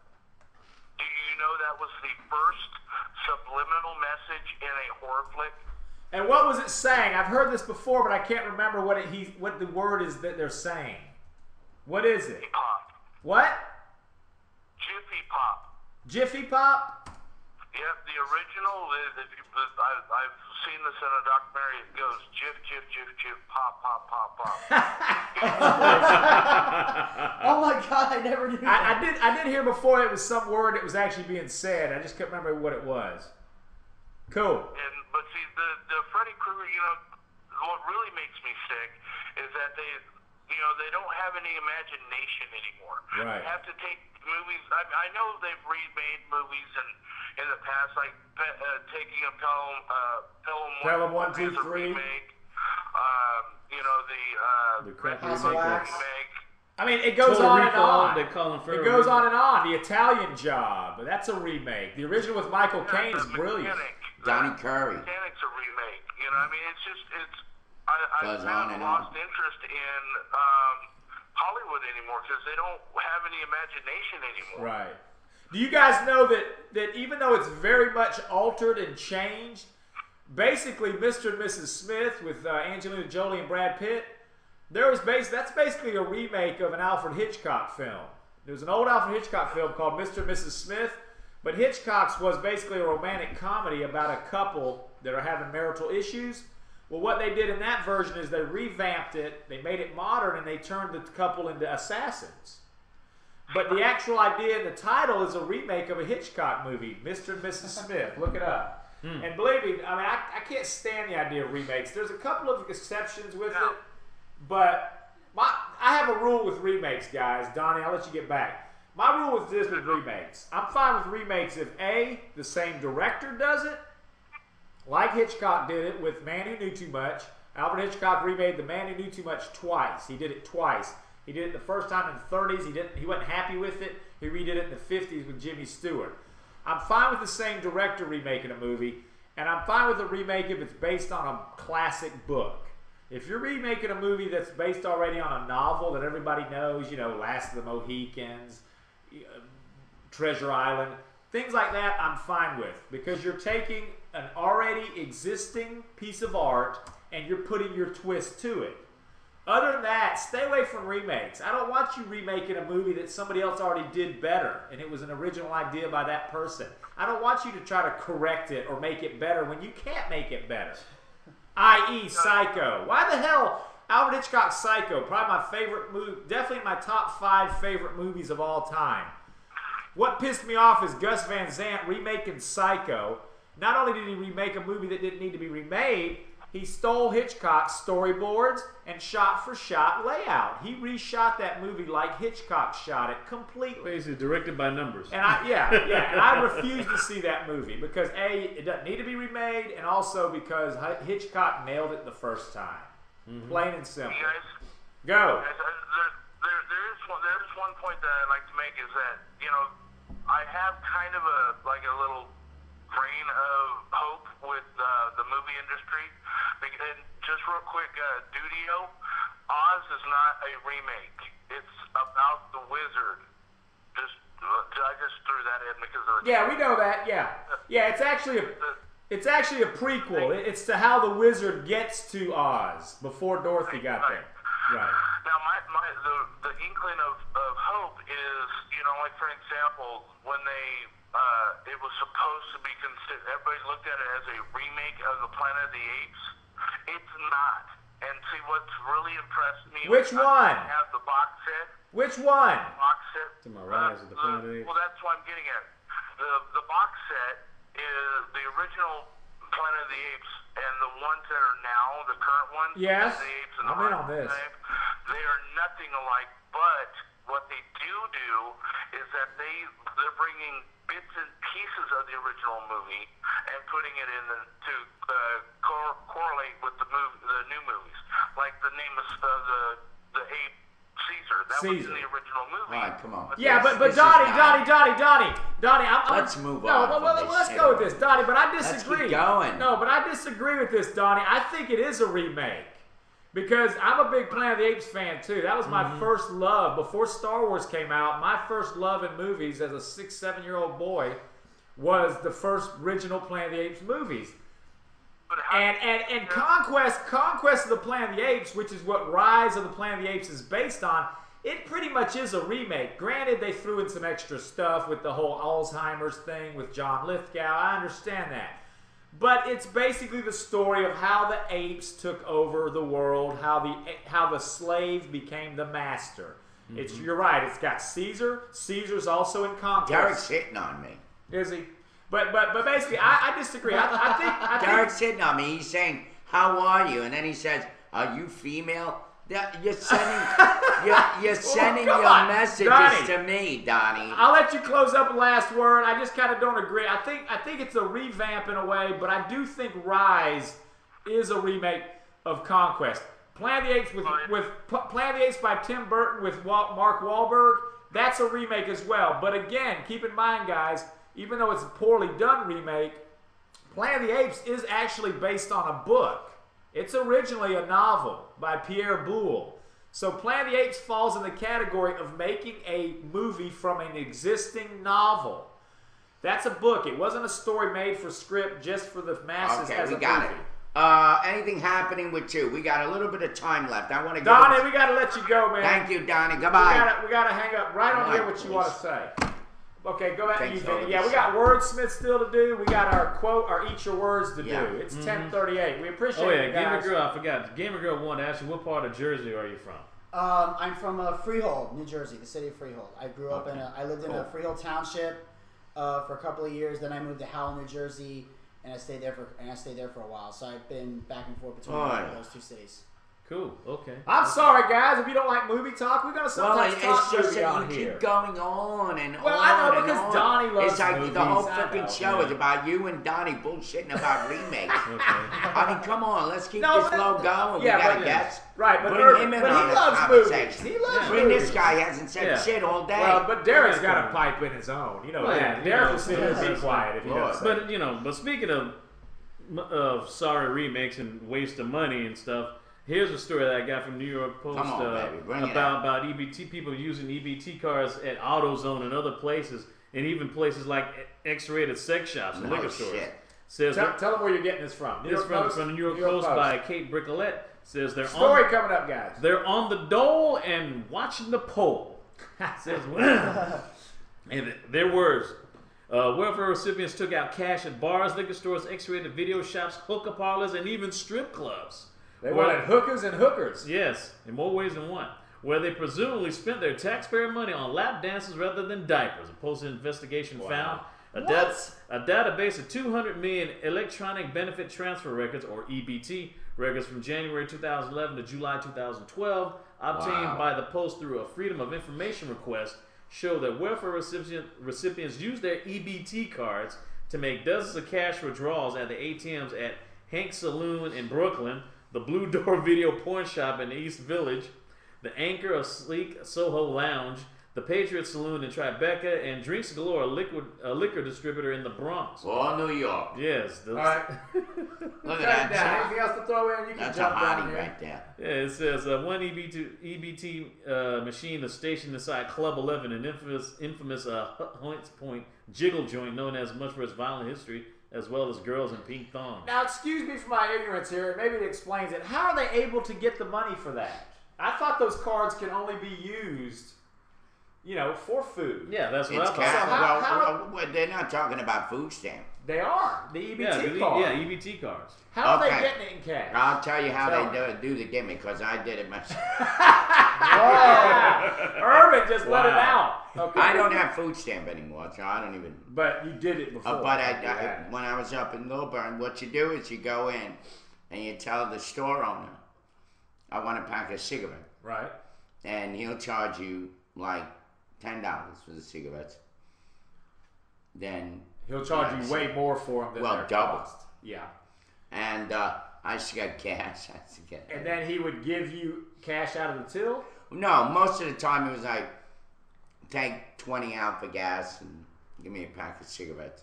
Whatever. But basically, they're not saying they're doing that. They're saying that they're actually putting the card in right and getting cash back. Some of them do get cash. So how do you get the cash back off? Well, of I didn't have the cash. I don't know how you do that. Because you don't have like disability. You don't have anything. All you have is food stamp. Right. And some of the people were getting food stamp and a little bit of cash. They could actually do some cash, but they stopped that. Now it's just food stamp, and. But I know that went on during the time when I was in Lilburn, where they gave you a little bit of cash and a little bit of food stamp. And it was to kind of start you out, I guess, when you first got in town with welfare. That is. It's true. There was a club in the Bronx called Club Heat. They also did special EBT cash, so it's really seedy. In fact, that a 33-year-old woman was actually shot in the head. He's having a hard time believing this. Why? No, it's not that I'm having a hard time believing this. It's just that I'm just shocked by this because first of all, I'm not gonna knock somebody for going to a strip club. Well, they're not doing shop. that shit anymore. Right. They're not doing that anymore. They're not providing cash through food stamp. But they are up in New York. No, I'm just talking about during this period of time. Is that what's shocking me mostly? If you can scroll back up real quick. I saw where it said they're doing that. They're buying this rather than diapers. And here's what I don't get is that it's exactly this type of stuff that makes people look down on welfare. Yeah. Because welfare, when you get it, I mean, look, I understand that some people need help starting out. Hell, Yeah. I'm 26 years old. I'm still living at home with my parents. So I'm not judging somebody that needs help, getting on their feet. But when someone's giving you money. You were right, Verbal Bite. When someone's. Go ahead. He was right, fair enough. Just kidding. So, but I'm not living in the basement. I have my own room. But what I'm saying is that when you're taking money that's supposed to be meant to help you, it'd be like someone came up to you and said, you have it's no different if you have a neighbor or a friend that came up to you and say, hey man, I'm behind on my rent, man. I'm using what little money I have to feed my kids. I need to pay the rent. Can you loan me some cash and I'll pay you back when I can? And and somebody you really trust and you like, if you're like, yeah, here you go, man. Pay me back when you can. Sure. And then you find out 3 weeks later he's taking that money and making it rain at Magic City. You're gonna get pissed off. Yeah, like, you are. You're going to liquor stores and sex shops. And this is taxpayer money after all. It's taxpayer money. It's taxpayer money. I mean, I admit I've gone to strip clubs and sex shops, but that's with my own money. I don't take that from the government. And scroll up again because I want to get this quote from Michael Tanner on here. No, I'm sorry. Scroll down. I say up meaning go. You want to see the girl? No. I want this quote from Michael Tanner. No, you went too far. Michael Tanner says, and he kind of gives him a reason. Michael Tanner said, "This is morally scandalous." And this Michael Tanner is a senior fellow at the Cato Institute. I've nothing against strip club, but that's not what benefits are for. I don't blame recipients. If you're poor, it's a crummy life, and you want to have a drink or see a naked woman. I blame the people who are in charge of this. Well, wait a minute, Michael Tanner. Yeah, you're right. They should be in charge of it better, but come on, what happened with character? I mean, where is the person that receives this stuff? Where's the character? Does that person think, this is wrong for me to use this money on this when I have kids at home that need diapers and Gerber and food and whatever? And, I don't get that. Yeah, and for me, it's that at that point in time, when you're doing something like that, right? You need to blame that person. I mean, exactly. It's not. This guy's being given money. You have to take responsibility for your own stupidity on that one. And hell, that's rather than diapers. That's like child neglect. That's like a felony. You gotta. Your kid doesn't have diapers because you rather see a naked woman. Hey, it's called a laptop. Get one. I just don't understand. I would spend the money on a laptop, or you know what? Take some extra cash, buy a freaking magazine. Just have one magazine. Look at that. You need to see a naked woman, and then take care of the rest of your kids. I mean, the bar. This one right here, the Boiler Room, a gay dive bar in the East Village, had a $120 and $60 transaction a minute apart on January 17, 2011. The bar's around the corner from a Bank of America that takes EBT cards. No wonder I can't stand Bank of America. Bank of America's even doing this crap. I always hated Bank Oh of my America. God. I always hated Bank of America. Well, at least I always could not trust those fuckers, and that shows why. Well, at least you know Bank of America is for gay marriage. Yeah. That's an advantage, right? You can't accuse them of being homophobic. That's Nope, we're right. next to a gay bar. Not only gay marriage, but gay broke marriages. Gay too. Gay On dialogue. EBT. Yeah, exactly. Gay couples on welfare. Oh yeah. All right. Support gay marriage, and they definitely support gay joint accounts.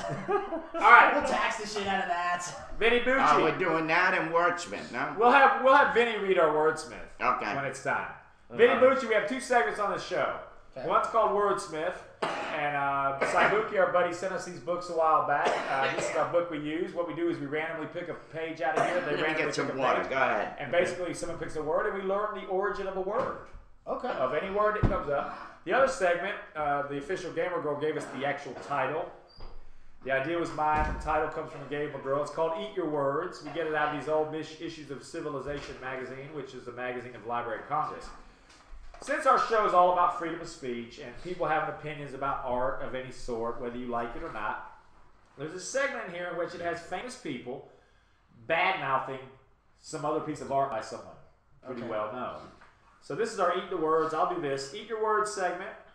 Yesterday, we had Woodrow Wilson bad-mouthing this book called Early History of Charles James Fox.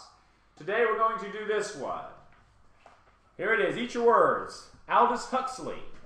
Famous author, Aldous Huxley. You all are familiar with him. This is his take on Ulysses by James Joyce. The famous novel Ulysses by James Joyce. Aldous Huxley said, much of it consists of rather lengthy demonstrations of how a novel ought not to be written. Wow. Whoa. So, that's our Eat Your Words segment for the day. I'll put that on the Facebook page. Wow. How about There you that? go. See, some people didn't like everything James Joyce did. Wordsmith. Let's go right to it. Vinny, Chatters, give us a page number. Okay, Moment we've all been waiting for. Yes. On the morning roast. Page here from number. the Page Pepper Zone. 66. 66 from Gamer Girl. And then somebody give us a passage number. 1 through, how many are on here? We got 1, 2, 3. We got 5 on here. 1 through 5. Pick 1 through 5. Saibuki doesn't like Ulysses either. Well, he says it's long. It's so fucking long. 3 Bears says 5. It says 5. Okay. Read this for us. This is the origin of the word. Bleed. All right. Here it is. Bleed. Bleed. There you As go. its form suggests, bleed is a derivative of blood, but a very ancient one. From Germanic, blothium blood, Blothum? blood was formed the verb blothgen, emit blood, which came into Old English as bleedan, ancestor of bleed. There you go. That was a quick and short one. Yeah. And Vinny, when you're talking, look at the camera because Rosalind's out there. She can't. Yeah, one of our chatters, Rosalind, can't hear. She's the one from San Diego. She reads our lips. But anyway, good job. So there he is. So if you guys didn't get any of that, really, Any bleed. Walmart questions, you can ask her. Yes. Okay. Bleed basically comes from the Germanic blothum. You know, is derived from blood, as we know. Old English is bleed. That was a really short one, but hey, thank you very Very much. short. Vinny Bucci read bleed to us. Thank you, 3 Bears, for the We bleed selection. for you. Yes. So, you got some support here. DSS TV station. Vinny is awesome. Here you go. Gamer Vinny Girls, are should you be No, going to he hit already- Rosie next? Wait, Garner Girl, he already hit on Rosie last week. What's that? Derek. Said, are you going to He hit on Rosie last next? week. Yeah, Derek Shapiro. So let's get back He's to hitting this. on all the girls. He's hitting on Irvin, please. Let's get back to this. Irvin, let's He's talk hitting now. on Irvin? Yeah, that's what Irvin. Let's get back to Derek Shapiro hitting on you. No. Go with it. What was that all about, Derek? Don't you know who spokesman Bimbo is? Yeah, goodness. I don't get is why are you hitting on people on a chat site? Did you not see the Oh, TV by show the way. Catfish? You're being catfish right now. All he keeps talking about is having you on next week. We decide that, kid. Although he's a good guy. I like him. But he's got some other shit Derek that we decided Shapiro's to your do agent, in the isn't show. he? He's hooking you up. Derek, we do appreciate you getting him on our show. Yes, do we appreciate appreciate that. it. Thank you very And much. he is Derek, welcome. I don't And care. you're welcome back anytime. And we You're welcome back Let's bring anytime. the donuts next time. No, Yeah. We're doing good. It's a fun show today. We thank all of it. Let's do a shout out real quick to the chatters, Derek, so we don't have to rush it later on. We got 10 minutes left. Definitely give a shout out to all our chatters. Christine P, City Bum, Bucci, DSS TV station. Thank you, Derek Shapiro. Fancy Fanny, Harry Sachs. Honey bastard. Harry Sachs, my favorite one. Ear Big Skillet, oh yeah. What's up, Ear? Yeah, what's going on? UGA fellow buddy of mine, also from New Jersey. Fancy Fanny, Harry Sachs. Rosalind Nicole, thank you, Rosalind. 3 Bears, Bean 52, Fisher Gamer Girl, Thug Preacher. Up Main, Blue Notes 2, Dudio, and also some guests, Calm Boss and Freeland. There you go. Well, before we go, we got his point to ponder. Well, we also got 10 minutes. I just wanted to do that so he didn't have to rush it. Oh, yeah, cool. Yeah, that's good. Better getting it out of the way so I don't have to sit there and wait for you to get And plus, we got 9 minutes to waste. Just kidding. Okay. Yeah, Derek Shapiro. Spokesman Bimbo is Irving's name, okay? Yeah, it's not a real bimbo. He's not a real girl. It's not a bimbo. all the girls are about to give me hell for that one. Anyway, but, so what else? You want to pull another story up we got? No, I'm going to do his. Oh yeah, go ahead. You can do it. Okay. My thought. Tell us what it says. Well, it's a shorter one. It's basically about what people were talking about when President Obama basically flubbed up. Talking about a Jedi mind meld. It was basically. I didn't hear about this. I got 2 videos. Okay. We're going to play first because we don't have to talk about it. It's going to be fun. All right, go for it, man. Okay. Let's do it. Roll that. Thanks for staying on with us, chatters. Here's some videos. Satisfied. We'll come back and talk about it. Roll that beautiful bean footage. Thousands of dollars of whiskey were flushed down the drain. Okay, everybody stay calm. Hey everybody, I'm Patrick Jones for Buzz 60. It happened at a Chivas Regal distillery in Scotland, where the workers cleaning up thought the whiskey was wastewater. What does that say about what they think about the whiskey? The amount was large enough that the chaps running the sewers reported it, as it all wound up in the water treatment plant. But before you think this ended up in Kesha brushing her teeth with whiskey right out of her faucet, they all got didn't get that far. It is a big problem for the system, and thankfully Chivas is claiming no spirits have gone into the nearby river. The company only will say that no more than 5,000 gallons were lost. But let's be honest, losing even a drop is unacceptable. Buzz 60, now you know, pass it on. Wow. Are you positive there? Or going to the next of whiskey were flushed down the drain. Dang, that's kind of messed up. No, I got his video. 5,000 gallons. We'll talk about that in a minute. Whiskey flushed down the toilet. That whole video should be flushed down the toilet. What the hell was that? I'm the president. Some stupid ass. I know that this has been some of the conventional wisdom that's been floating around Washington, that somehow, even though most people agree that I'm being reasonable, that most people agree I'm presenting a fair deal, the fact that they don't take it means that I should somehow, do a Jedi mind meld with these folks and convince them to do what's right. The fuck? Did I just hear that? Jedi mind meld. I should somehow, do a Jedi mind meld with.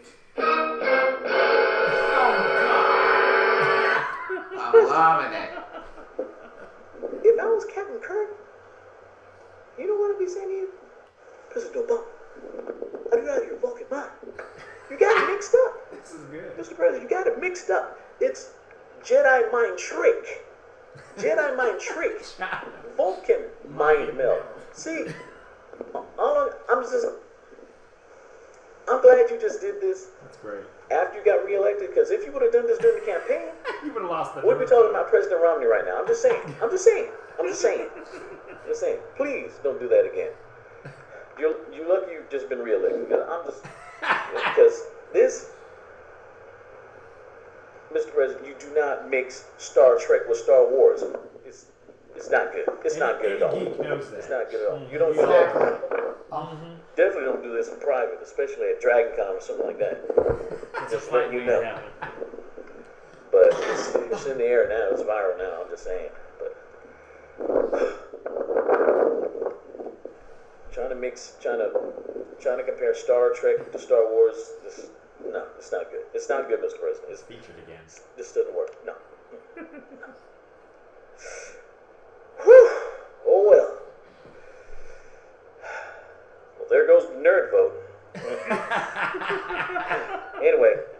all I got. I got nothing else to say. Yeah, that's There's my this favorite man, Derek Barrett. Oh my god. That's my favorite one of yours, I think, now. That'll become my favorite one. I got one question. Yeah. Is Obama gay? People have accused him of that, but I don't think he is. How does that feel? You never heard that story last night? No, I've heard people say yeah, that. we gay. We gay. Oh. He gay. He gay. People nowadays assume that everyone they don't like is Yeah. gay. I mean, Cybuki's funny. Cybuki says, "Fuck Iraq, Mr. President. Just don't mix up your sci-fi." exactly. And the thing is that first of all, is that everybody knows that it's called the Jedi mind trick. And I think the fact that he's the first. He loves and what both makes it even of them. funnier He loves them both. is that he's the first black president. People are gonna make jokes about the fact that Yeah. because you know every black comedian's gonna go on there and go, "What do you expect? Black people don't watch Star Wars," or some shit like that. Yeah. I'm waiting on that joke. I'm waiting on a black comedian to tell that joke. I'm waiting on D.L. Hughley, Steve Harvey, Cat Williams. This is gonna go on and on. Oh my God, Cat Williams. We used to have a Cat Williams moment on this show. Oh, yeah. Derek was obsessed with that, like Derek he's has obsessed wet with dreams. wrestling. But the thing is that you too. So, You're not alone there. But the thing is that but yeah, and then I think it was a Jedi mind trick. And here's the thing that I love how people say like, oh, he would lose the nerd vote or the sci-fi vote. They would be too busy trolling on the internet to vote anyway, so I don't think Obama would have had anything to worry about. Well, I just hope no one doesn't do that because at Dragon Con, because that'd be like the nerd version of the Source Awards, fighting like East Coast, West Coast, Star Trek, Star Wars.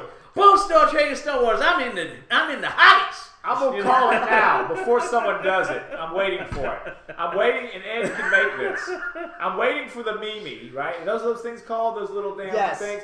I'm waiting for the Mimi for this with a picture of Billy D. Williams as Lando Calrissian, and above his head put, "Get your shit straight, Mr. President, sucker." All right, make that one. You know what? There you go. Billy D. as Lando doing that Mimi for that one. I think they might do one where Barack Obama dressed as Billy D. Williams or Spock, but they have him like doing.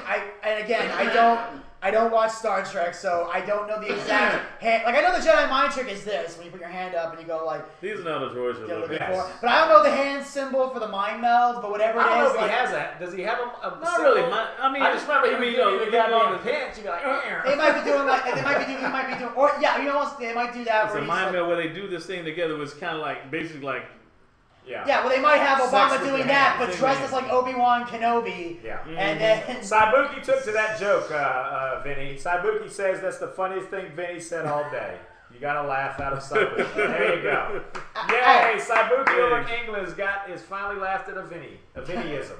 It's all good. It's all good. You know what? You're used to critics. You're an entertainer. You're gonna have an audience. You know what? And even the regular guys fans that like me will tell you I'm an acquired taste. You get used to me after a while. Yeah, that's right. Cybuki he's right. It now refreshed my mind. You're right. The meld. That's right. That's when they do the fingertips to the temple. That's right. Yeah. I remember that from the old show. And have them do that, but like just as Obi-Wan Kenobi and All right, look at that, guys. 10:59. I mean, 84 viewers. We're doing all right. This is it, though, guys. Let's close up. Let's do our thanks. Thanks to all. Well, we already thank our chatters. Thank you very much. Thank you guys for coming. You did incredible. Thank you for being. Thank you, Derek Shapiro, for bringing them here. It was a really good. We had a very Donnie Curry, wing dang doodle of a show. Let's thank our callers. We had a record callers this show. Thank you, guys. Yeah. We had Donnie Curry multiple times. Christine Peace, Three Bears, Derek Shapiro. Thank you for your calls. Hawkeye. Yeah. This is Tuesday's edition. Remember, one more thing, guys, I'm sorry. We got a minute or two.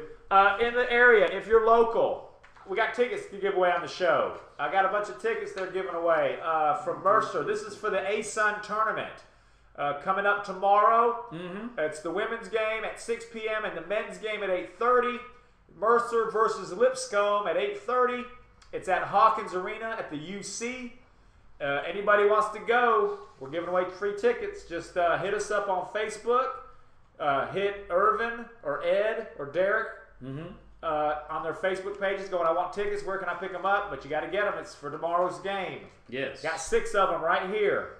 free tickets to the Mercer basketball game. Get them while we're here. Get them while we're on. It's 11:01 a.m. and it's about our time to turn on out. It's 52 degrees right now. Macon is cloudy with a high of 70 and low of 36. Check us out tomorrow. Also check us out our Facebook pages and also our YouTube pages in case you missed today's show on the YouTube channel Nut House, or see excerpts from past episodes. You can come down and check out the best of the morning roast, certain funny clips from my channel, either Derek Barrett Films YouTube channel or Southpaw 2K1. And also check out Nut House. So until next time, see you tomorrow. Same blog time, same blog channel. City Council tonight, Macon, Georgia, 6 p.m. Be there. We will. Thank you, Derek, for bringing this guy on for us. Yes. Thanks, Bucci. Thanks, Gamer Girl. Thanks, Rosalind. Thanks, Blog TV, for featuring us twice. Goodbye.